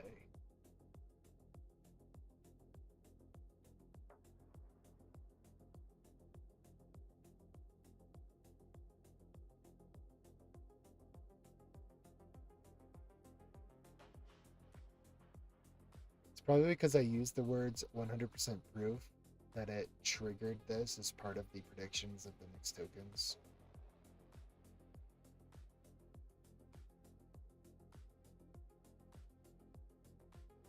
So it's not only proving in the test, it looks like it's proving as part of the feature set, which is what you do with cryptographic proofs.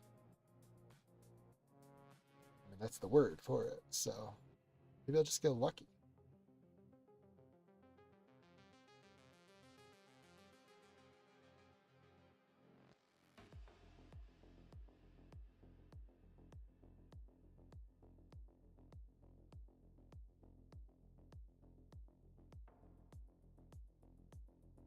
I do think that, verbally talking to it adds more words, which narrows or like focuses in the top K uh, that it's doing on like the next possible tokens.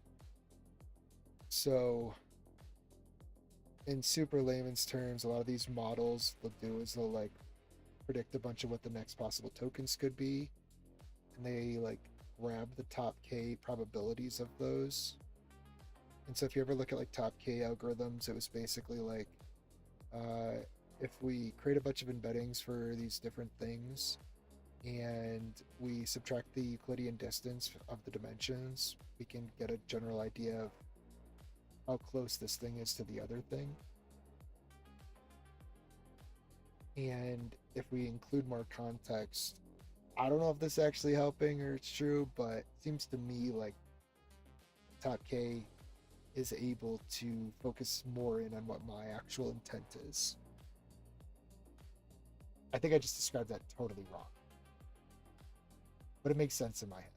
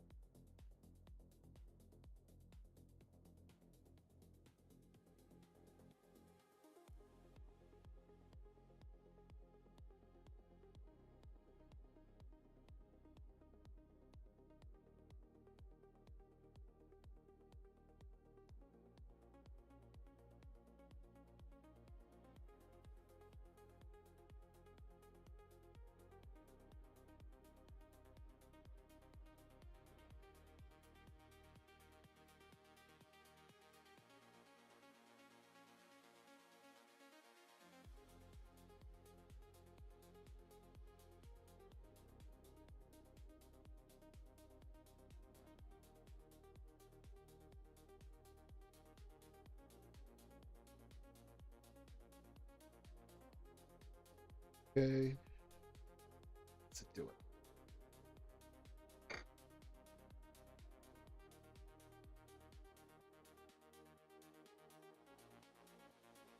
Still updating the Swift library and the demo app.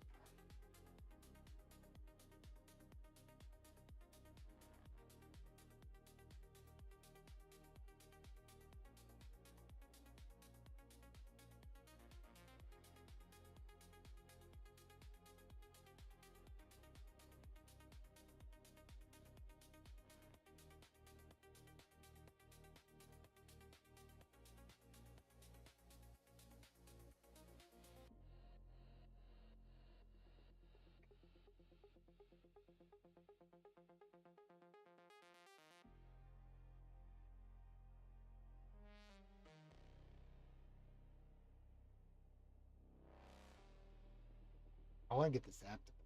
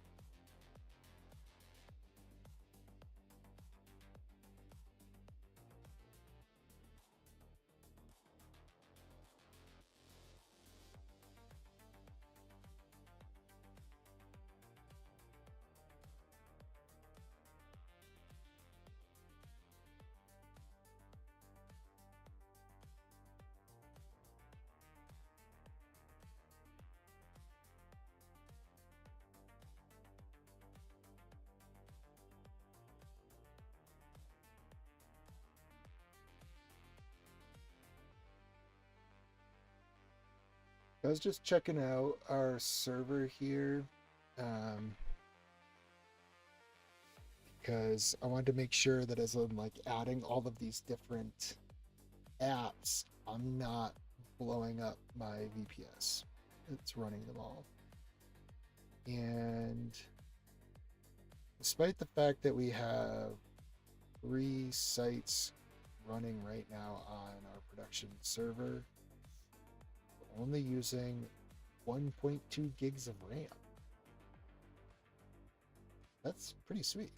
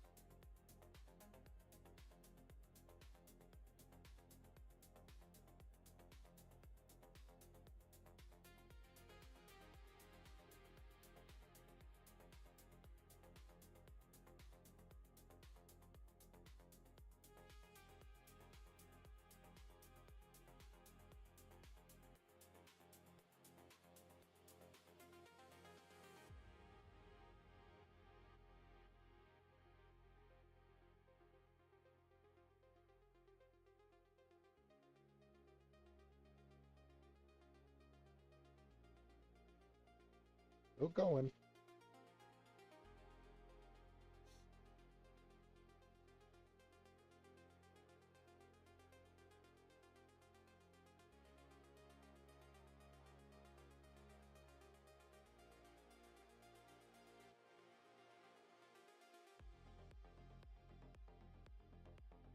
So I'm setting up the domain right now, um, for the project that we're going to start working on, um,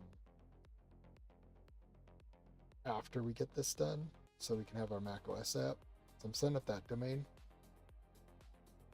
There's a bunch of things you got to do. Got to get the domain set up in Cloudflare. Got to get it approved to like send emails. Got to get all the DNS records set up.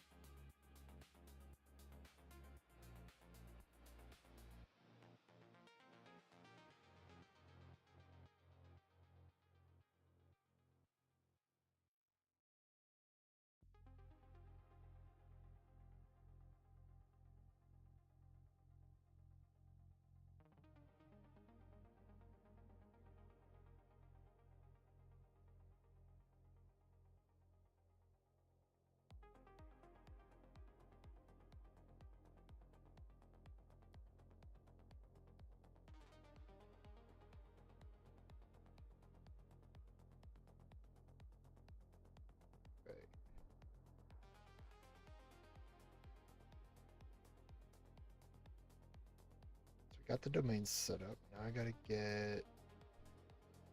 email set up.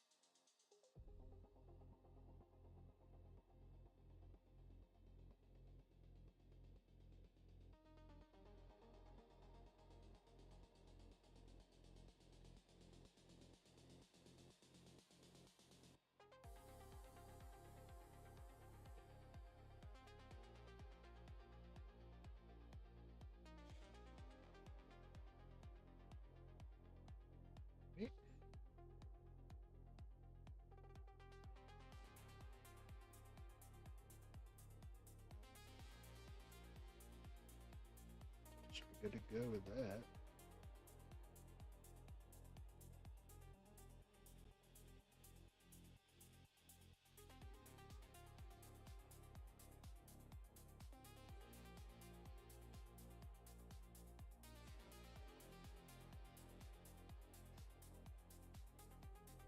Ooh.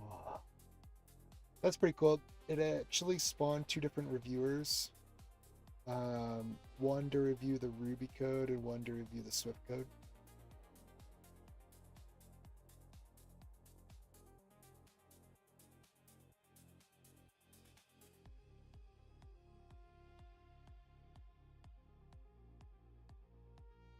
And I'm just going to go through and spot check review it myself.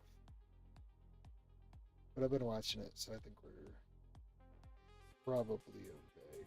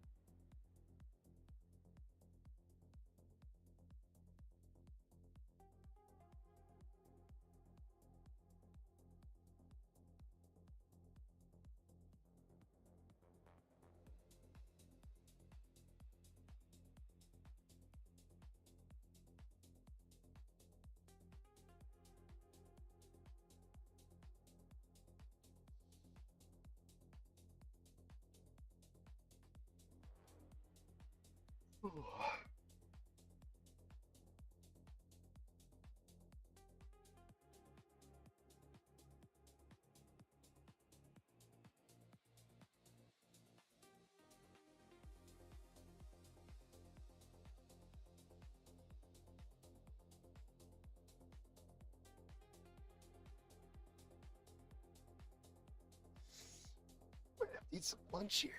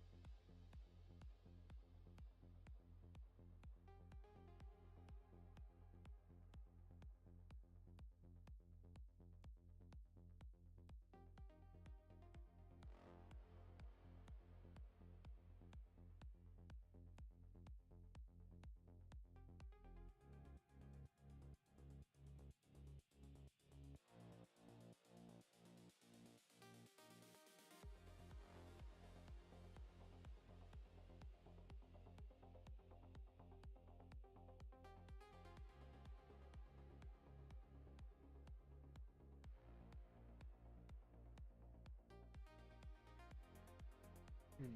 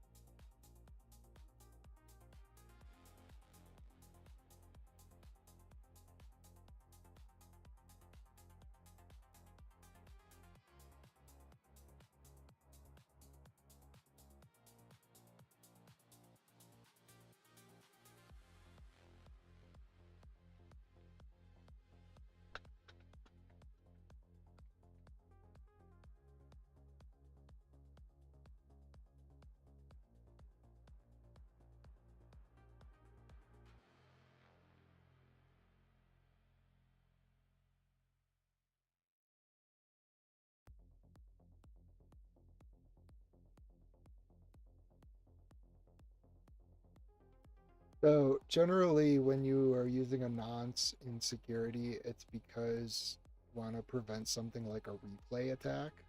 Like if I record your traffic and then I can come back and replay it. So what it's doing now is it's saying that each nonce that's being used is going to record a row for that nonce in the database.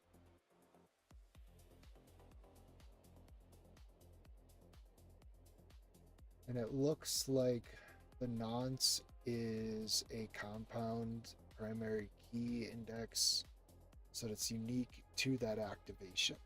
It's just a good security practice. It's going to add a lot of rows to our database, though.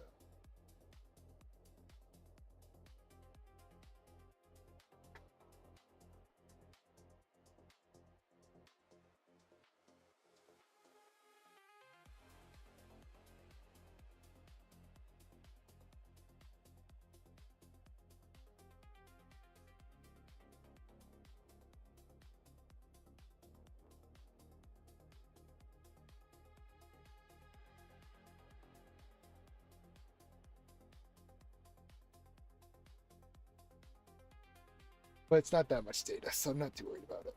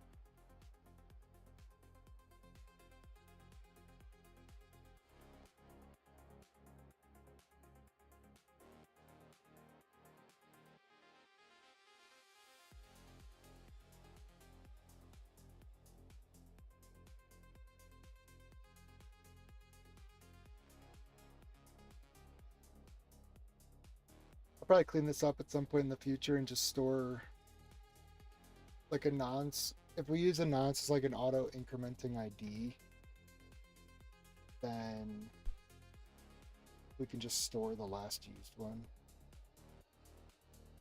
So any request that would come in would have to be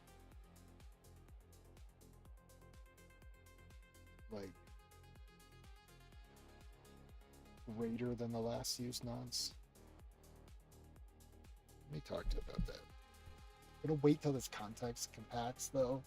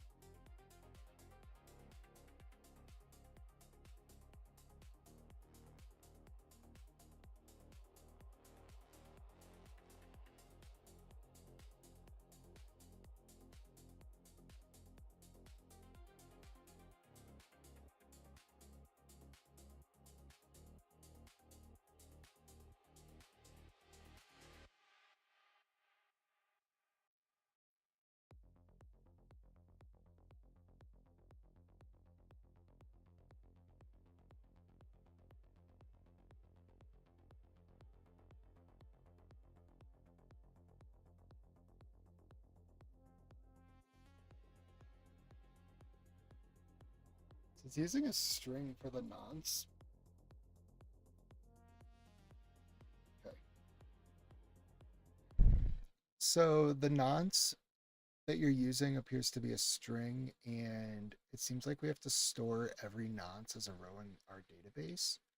I'm wondering if it would be better to just make a nonce something like a big integer, and make it so that it's something that just gets incremented each time, and then we only have to store that as one column on the record that already exists instead of creating a whole separate table to store all the nonces. Because that's adding a lot more data to our database as opposed to just the back end and the front end having this contract that they need to always increment the nodes that they use. Nodes. Let's see.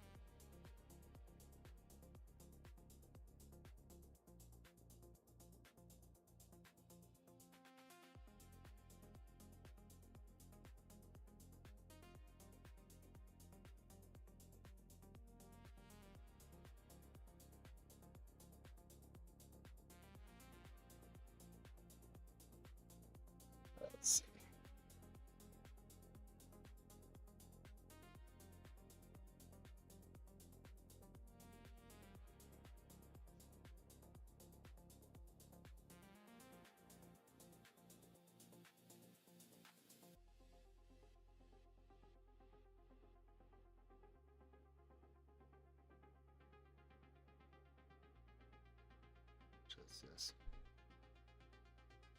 Make sure that still makes sense from a security perspective and that my idea is still valid from a good security standpoint.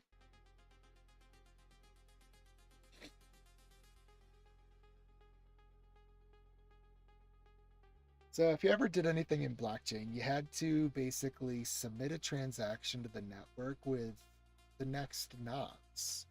And so your wallet would generally keep track of like the last nonce it used, and it might just increment the nonce each time. And that would prevent someone from being able to replay your transaction on the network. So if they were to like keep submitting the transaction over and over again, it would just basically get ignored because the nonce hadn't changed. It's like saying, okay, we sent transaction 100, now we're sending transaction 101, then transaction 102.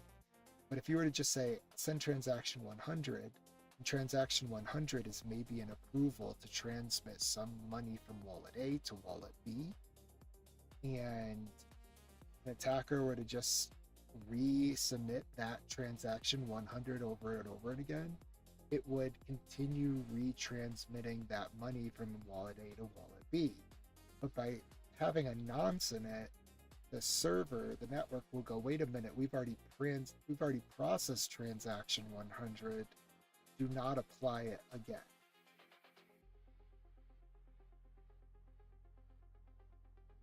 And that prevents the replay attack.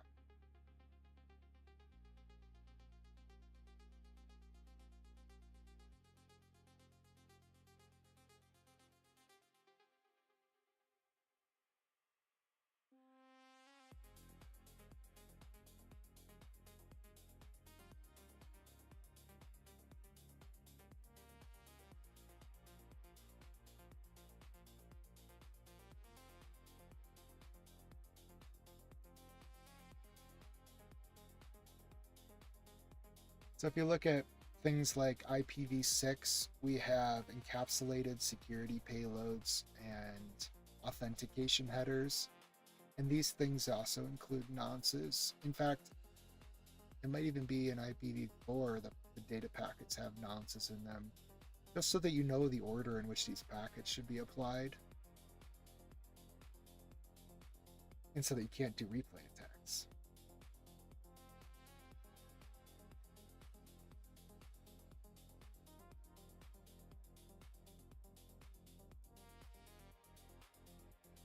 Ooh.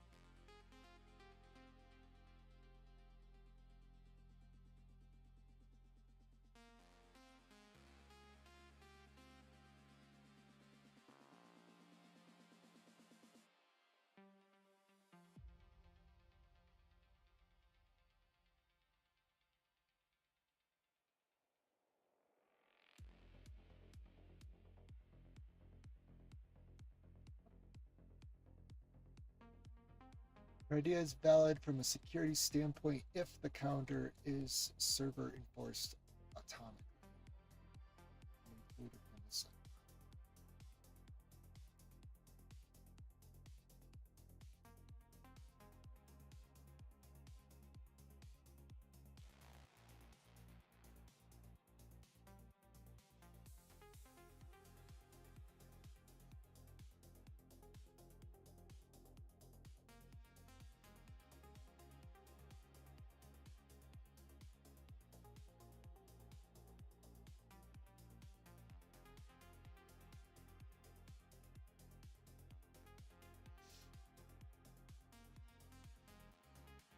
Device private signature.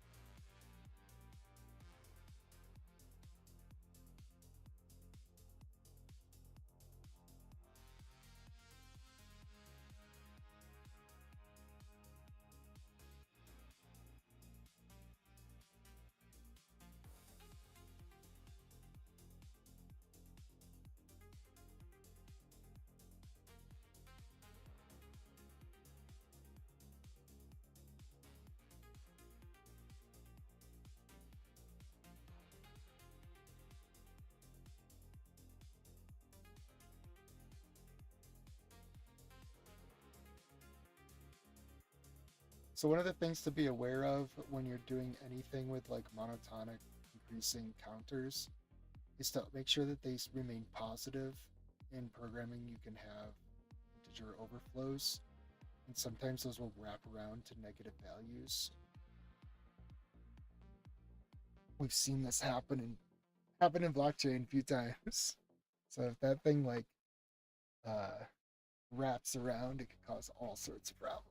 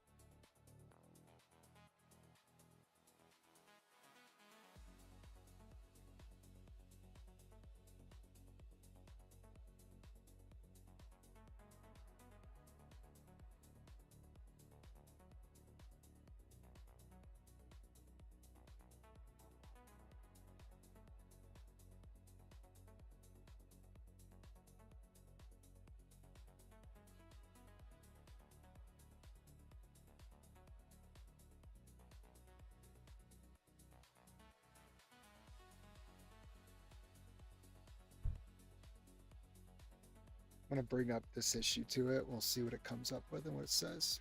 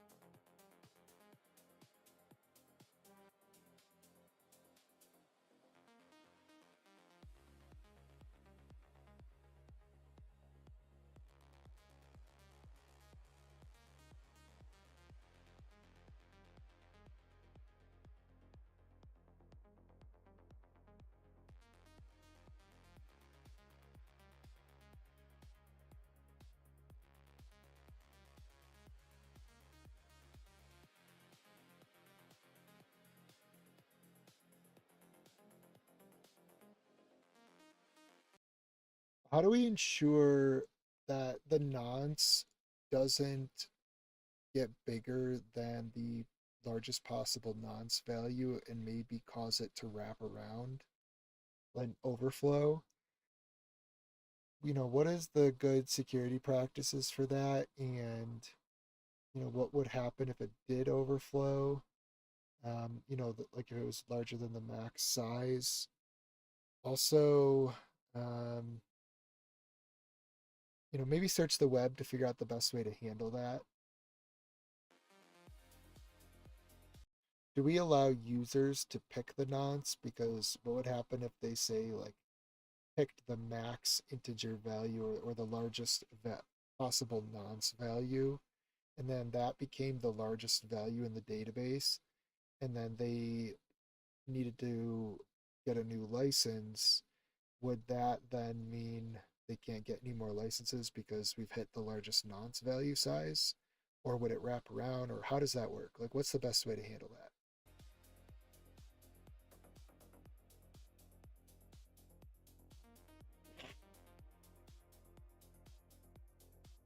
I'm going to let it try and figure that one out. I think it's an important case to cover. We should probably make sure we have tests for this case and that we're handling this case properly.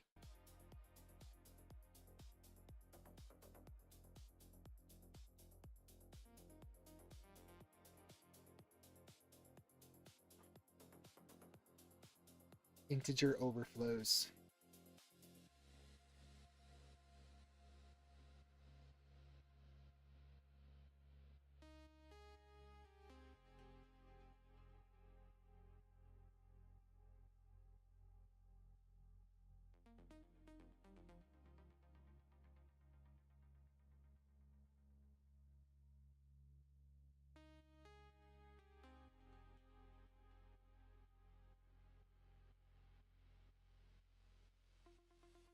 We should also make sure that we're handling these overflow type things properly in the Swift app, as well as in the Swift library, as well as in Ruby. Because I suspect that like the max integer size in Swift might be different than what it is for the field that we're storing this in Ruby.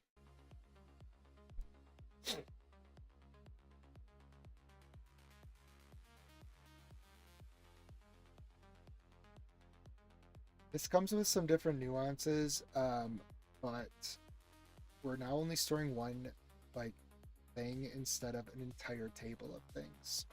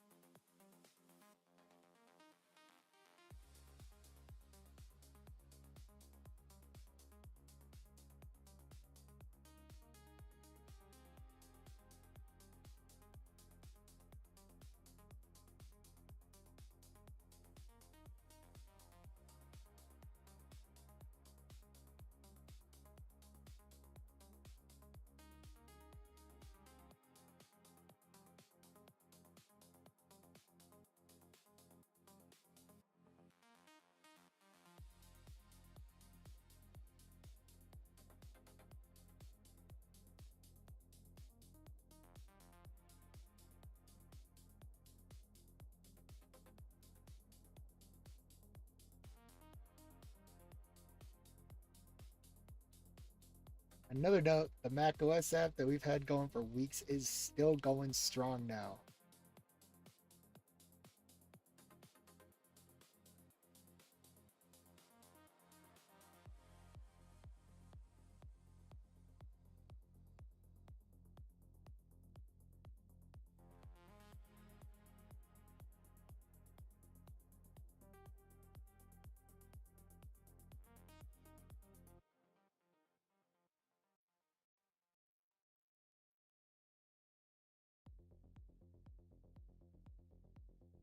We might have to throw that entire thing away. I'm not sure. We'll see what happens.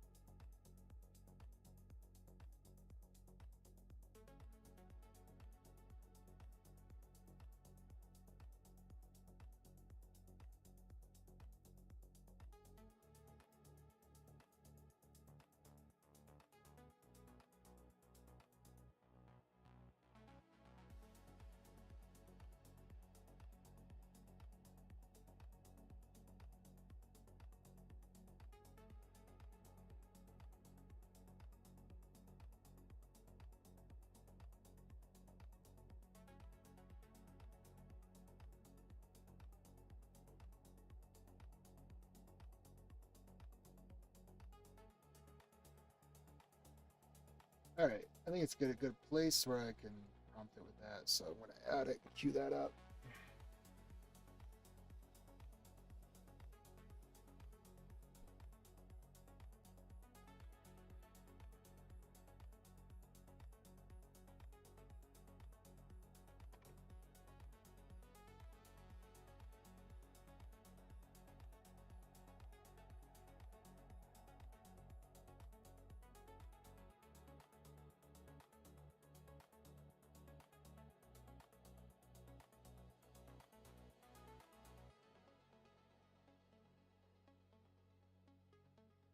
I suspect I'm gonna have to stop this stream in the next hour or so. Go do some things. Looks like friends are on the way. They're back now, so we'll have to pick this up another time when that happens. Get here.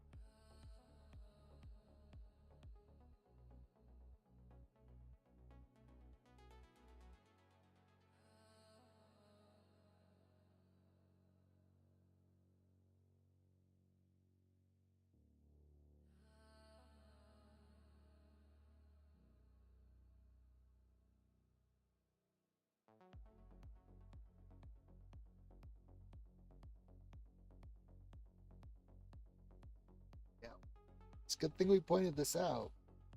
This is the problem. If you're like a straight vibe coder and you've never coded anything before and you don't have like security experience for dealing with these sort of things, you don't really know the right questions to ask.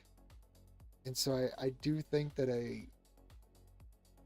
background in fundamentals in computer science and understanding that things like signed integers can have different meanings. Like they can have different ranges depending on the programming language and the architecture you're on.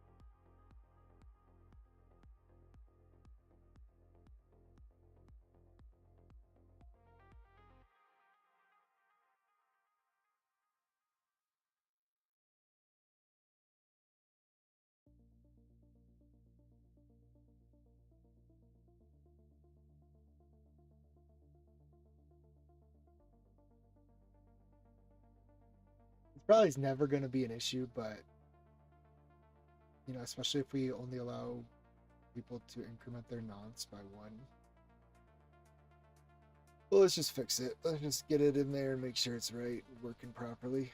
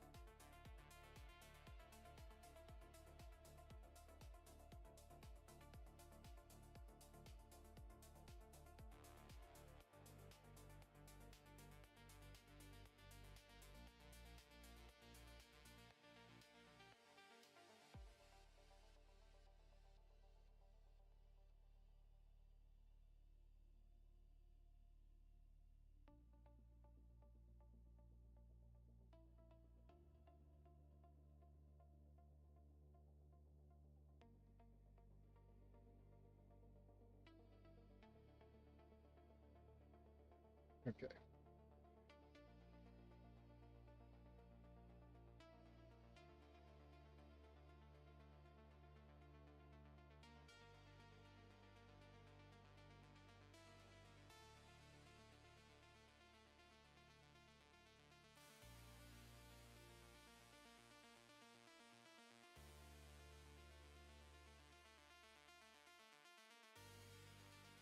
Oh no. Still in the goal. Um,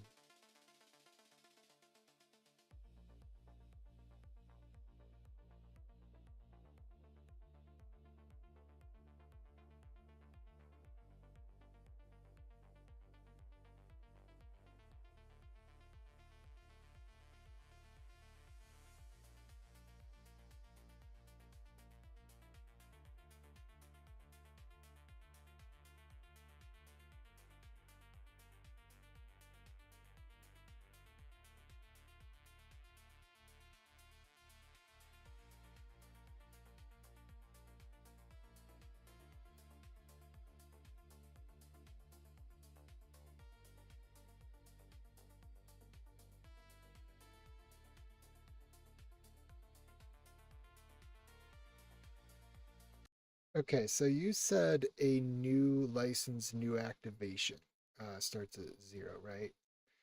But I guess what I'm trying to understand is, um, let's say a user does hit the max value.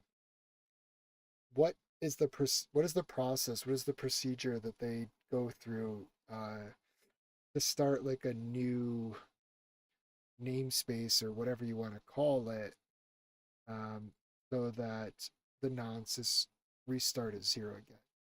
So is the nonce like on the activation? Give me more information about like how this nonce is used, what it's used for, you know, what it's ultimately trying to prevent, and uh, how it would effectively like restart if it does hit the max value.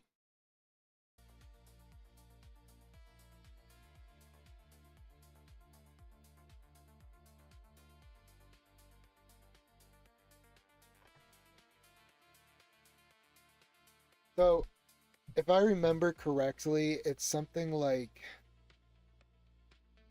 the 64-bit integer, you'd have to send 1 million requests every second for something like 500,000 years to hit the max value.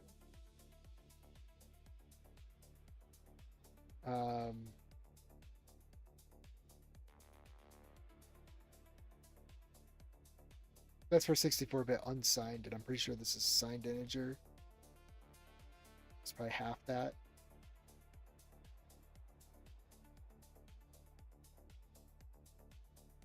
But still, 250,000 years is a long time.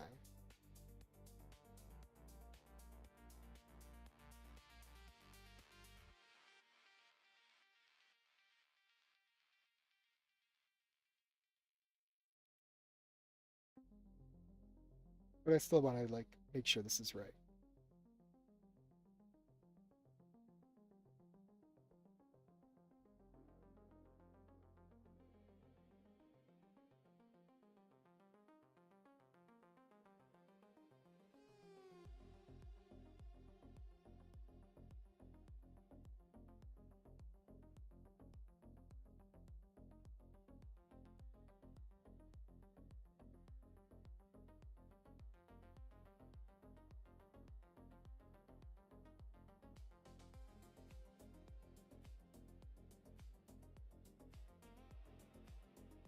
They're saying that the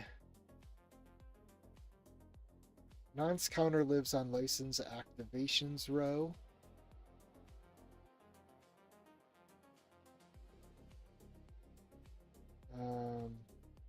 Per activation, effectively per license machine binding.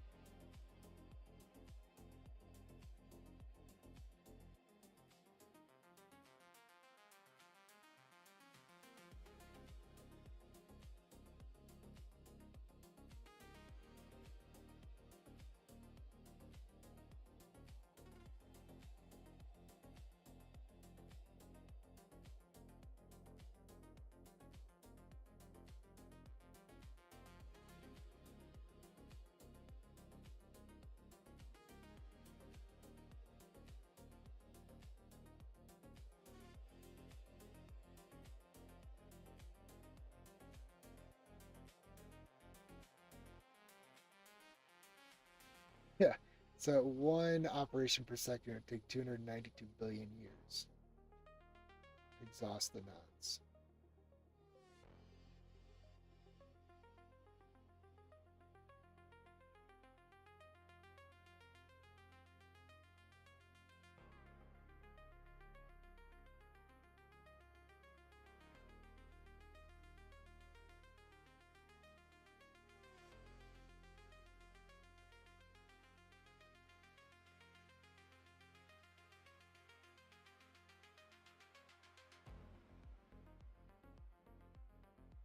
Yeah, I just want to handle this without needing seller support.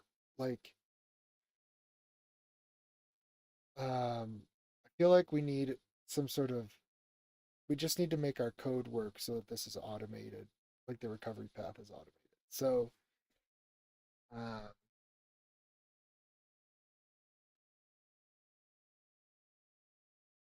I guess what are our options for doing that?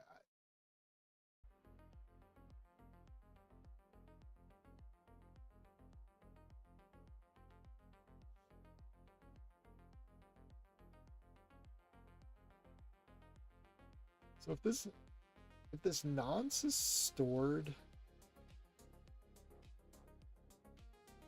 in the license activations, so the nonce counter lives on one license activation row. We should go check out our license activations row.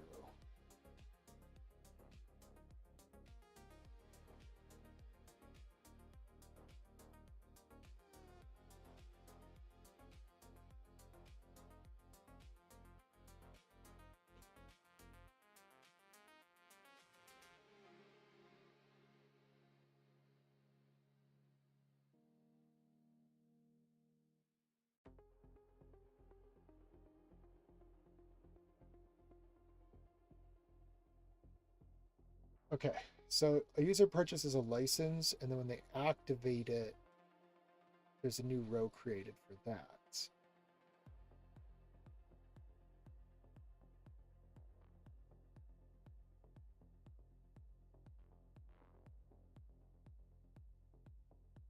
So all they would have to do is deactivate a license. I guess my question is, could the user just deactivate one of their licenses for that machine and then later create like a new activation all on their own, which would reset this?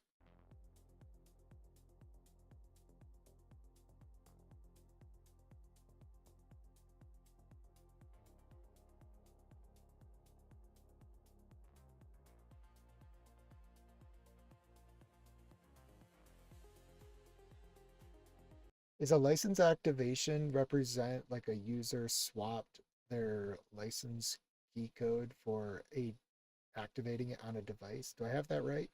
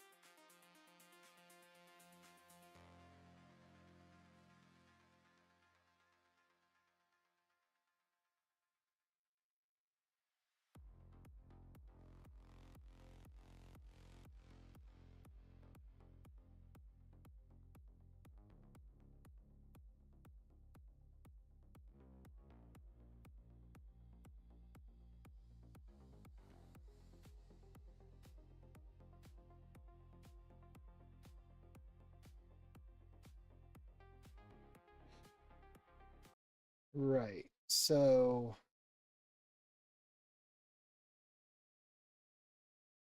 I mean, a user should be able to reactivate their own machine as long as the seller didn't like manually deactivate that machine um, for a reason, like blocking that license from being used anymore. Um, but yeah, if I am a user and let's say I uh, reinstall my operating system on my machine, it's going to have the same serial number. And then I would need to reactivate my license for my same machine. And I should be able to do that. Um, and I might end up going into the buyer portal and deactivating that machine, and then I should expect to be able to reactivate my machine again. So we need to ensure that we have that behavior, and we should ensure that we have tests that allow for that behavior. And I think when we reactivate that machine at that point, it should create a new license activation row, and then that would effectively reset the nonce at that point. The only time we shouldn't allow a user to reactivate the same machine is if that license overall has been like revoked by the seller of the product.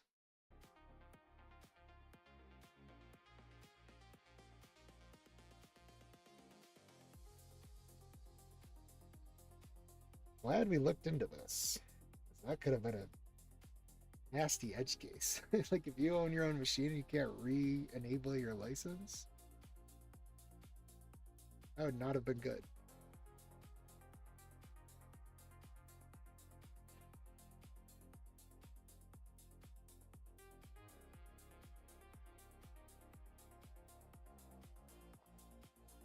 Let's do this.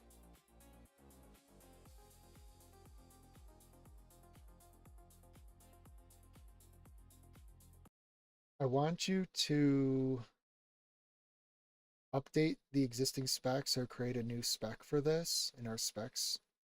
And I also want you to get the current goal and update the current goal so that it includes this new work that we need to do.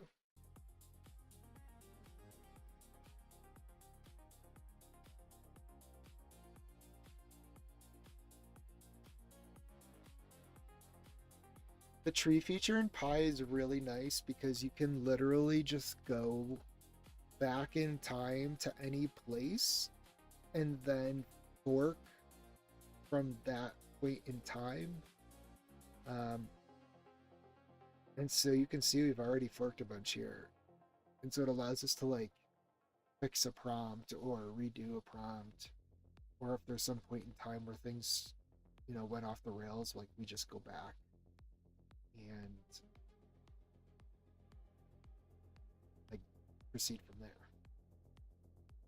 Sometimes I use the fork feature, like I'll open another like tmux tab window and I will reopen the same Pi session that I'm in now and then maybe like fork from a specific place. And that way my new Pi session has all the same context of what I've been working on, but like this one over here can do something that it's been doing, and like the new forked one can like do something else in parallel that I want it to do.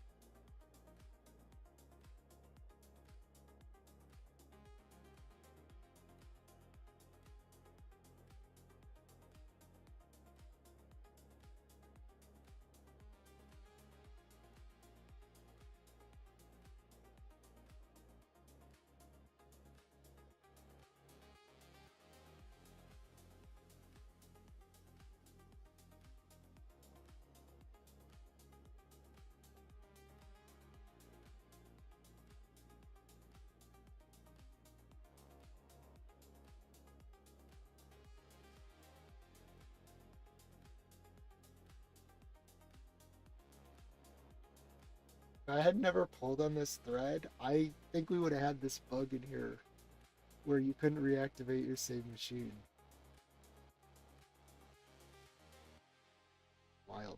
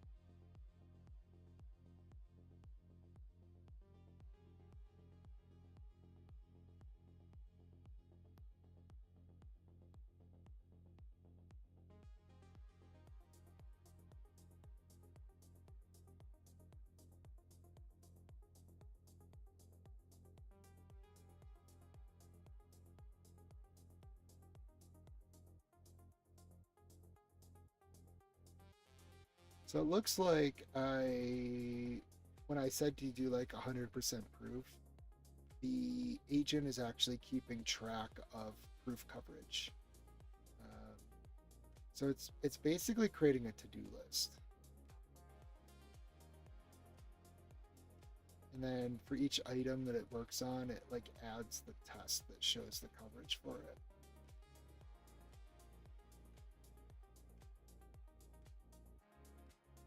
It's not foolproof, but it does help sometimes.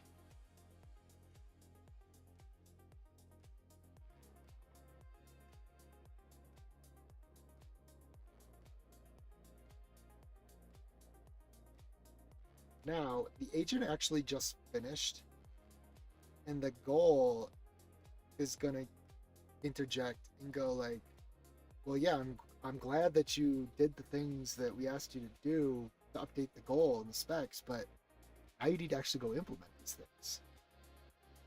And this is where, like, if you didn't have that goal on, the agent would have just stopped, and you would have come back like an hour later and been like, but I asked you to do all these things, and you only did like the very last thing that I asked you to do.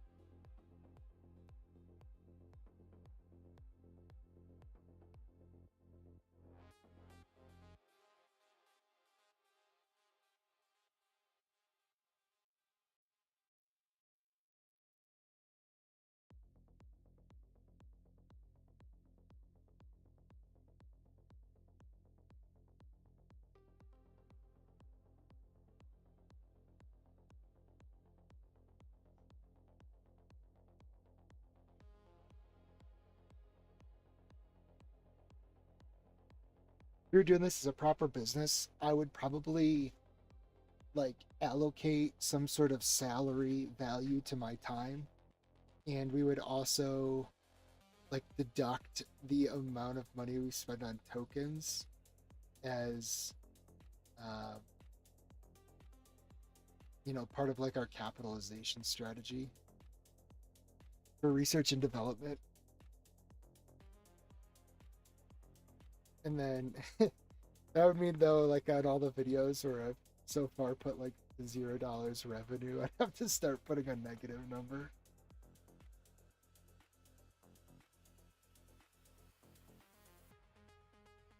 I don't know, that could be interesting. Come back from negative.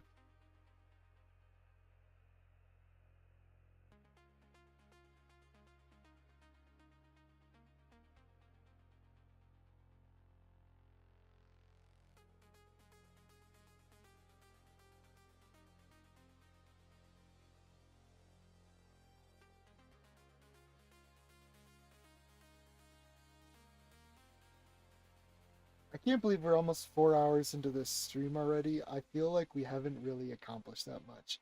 We didn't even get to the sparkle stuff, and I don't know if we're going to get to it now today.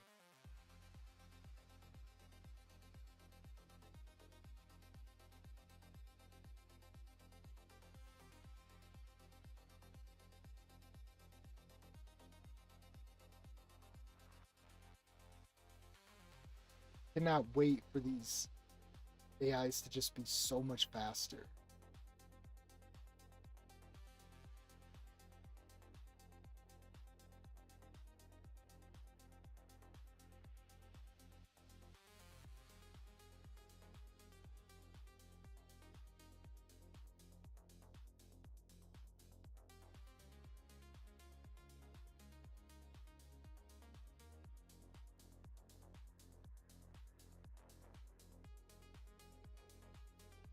Kind of mad because I bought all these bagels and I bought us cream cheese and I forgot to eat the bagels and now they're moldy and I don't know. I just got this cream cheese sitting here. Side thoughts.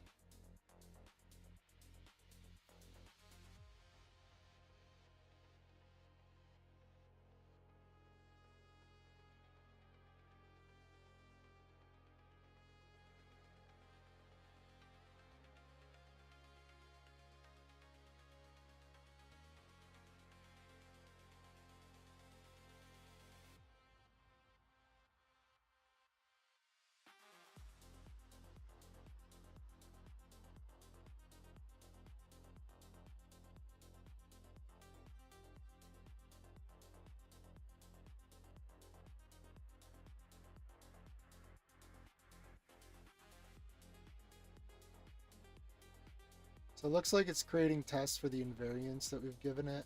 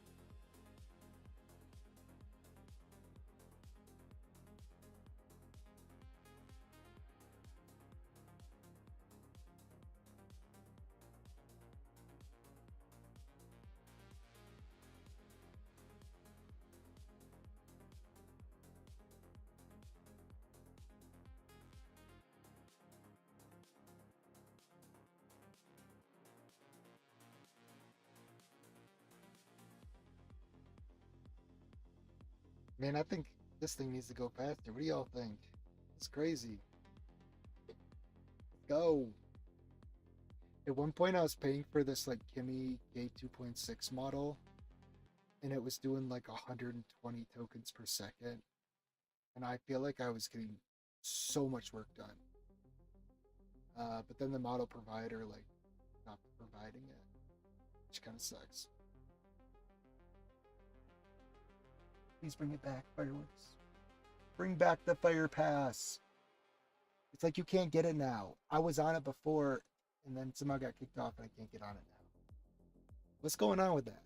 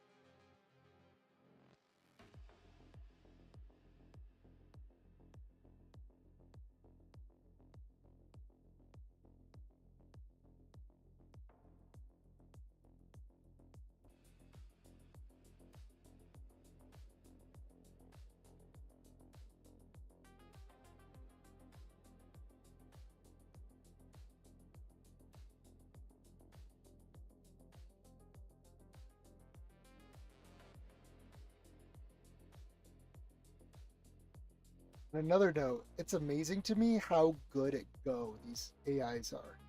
And I suspect it's because Go really just didn't change much over the last decade. I mean, generics got added in, and I actually don't see the AIs using the generic stuff very much, if ever. And so it seems like a lot of what it was trained on was just the very stable Go programming language for all the code that was written for years.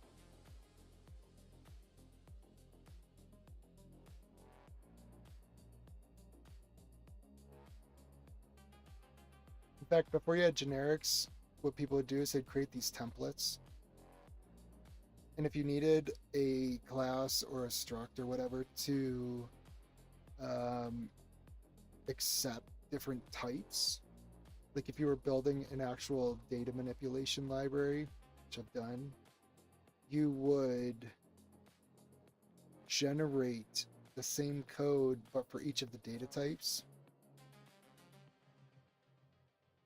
I mean, yes, you can use interface, but it's not as fast, or it wasn't as fast back then. So you're better off generating these like static types.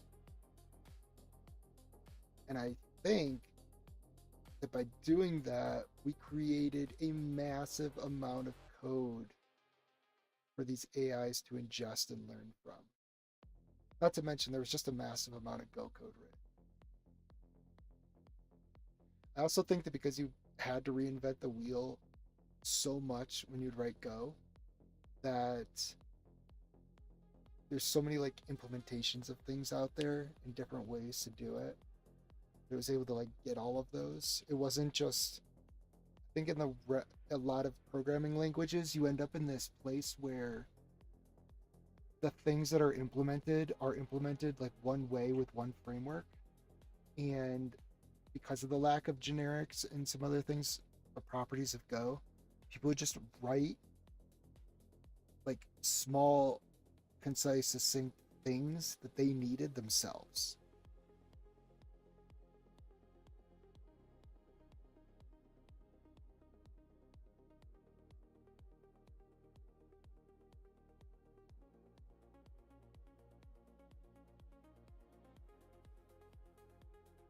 Like if you're doing Rust, I haven't actually had AI generate any Rust, but I can almost guarantee that it's gonna like go right to Tokyo anytime you're doing async stuff. Whereas in Go, it probably had to learn the proper way to use Go routines on its own.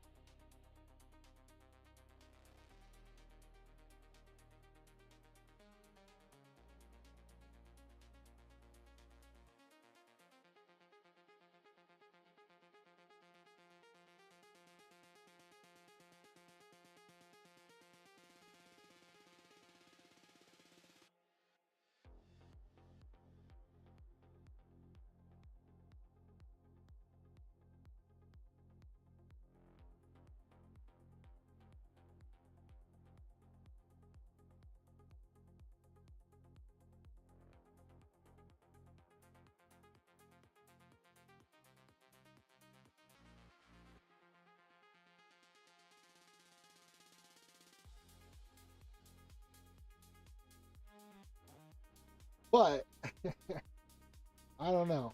Okay, so this project that's been running for like 2 weeks, building on its own, um, really wants to use WebSockets, and I want it to use gRPC and Verba, and I have been fighting it nonstop. Like I'll every now and then see it try to reintroduce WebSockets for no reason. Like we don't get anything better out of it. In fact, worse. And so I constantly have to tell it that WebSockets are forbidden. It's in the agents.md. It's in all the specs that it's forbidden, and it still does it.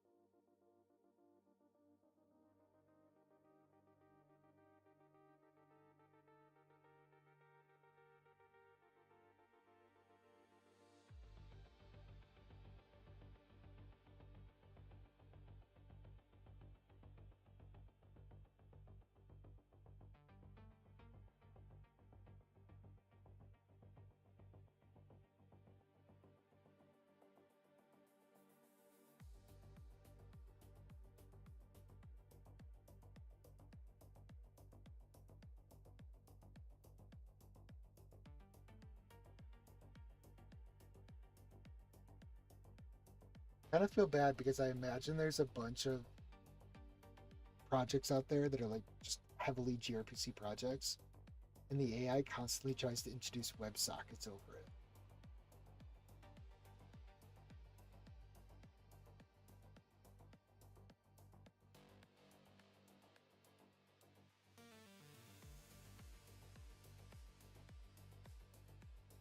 And that, my friends, is the end of our stream for today. I gotta go, so I will catch you next time. We will finish this up and get it deployed.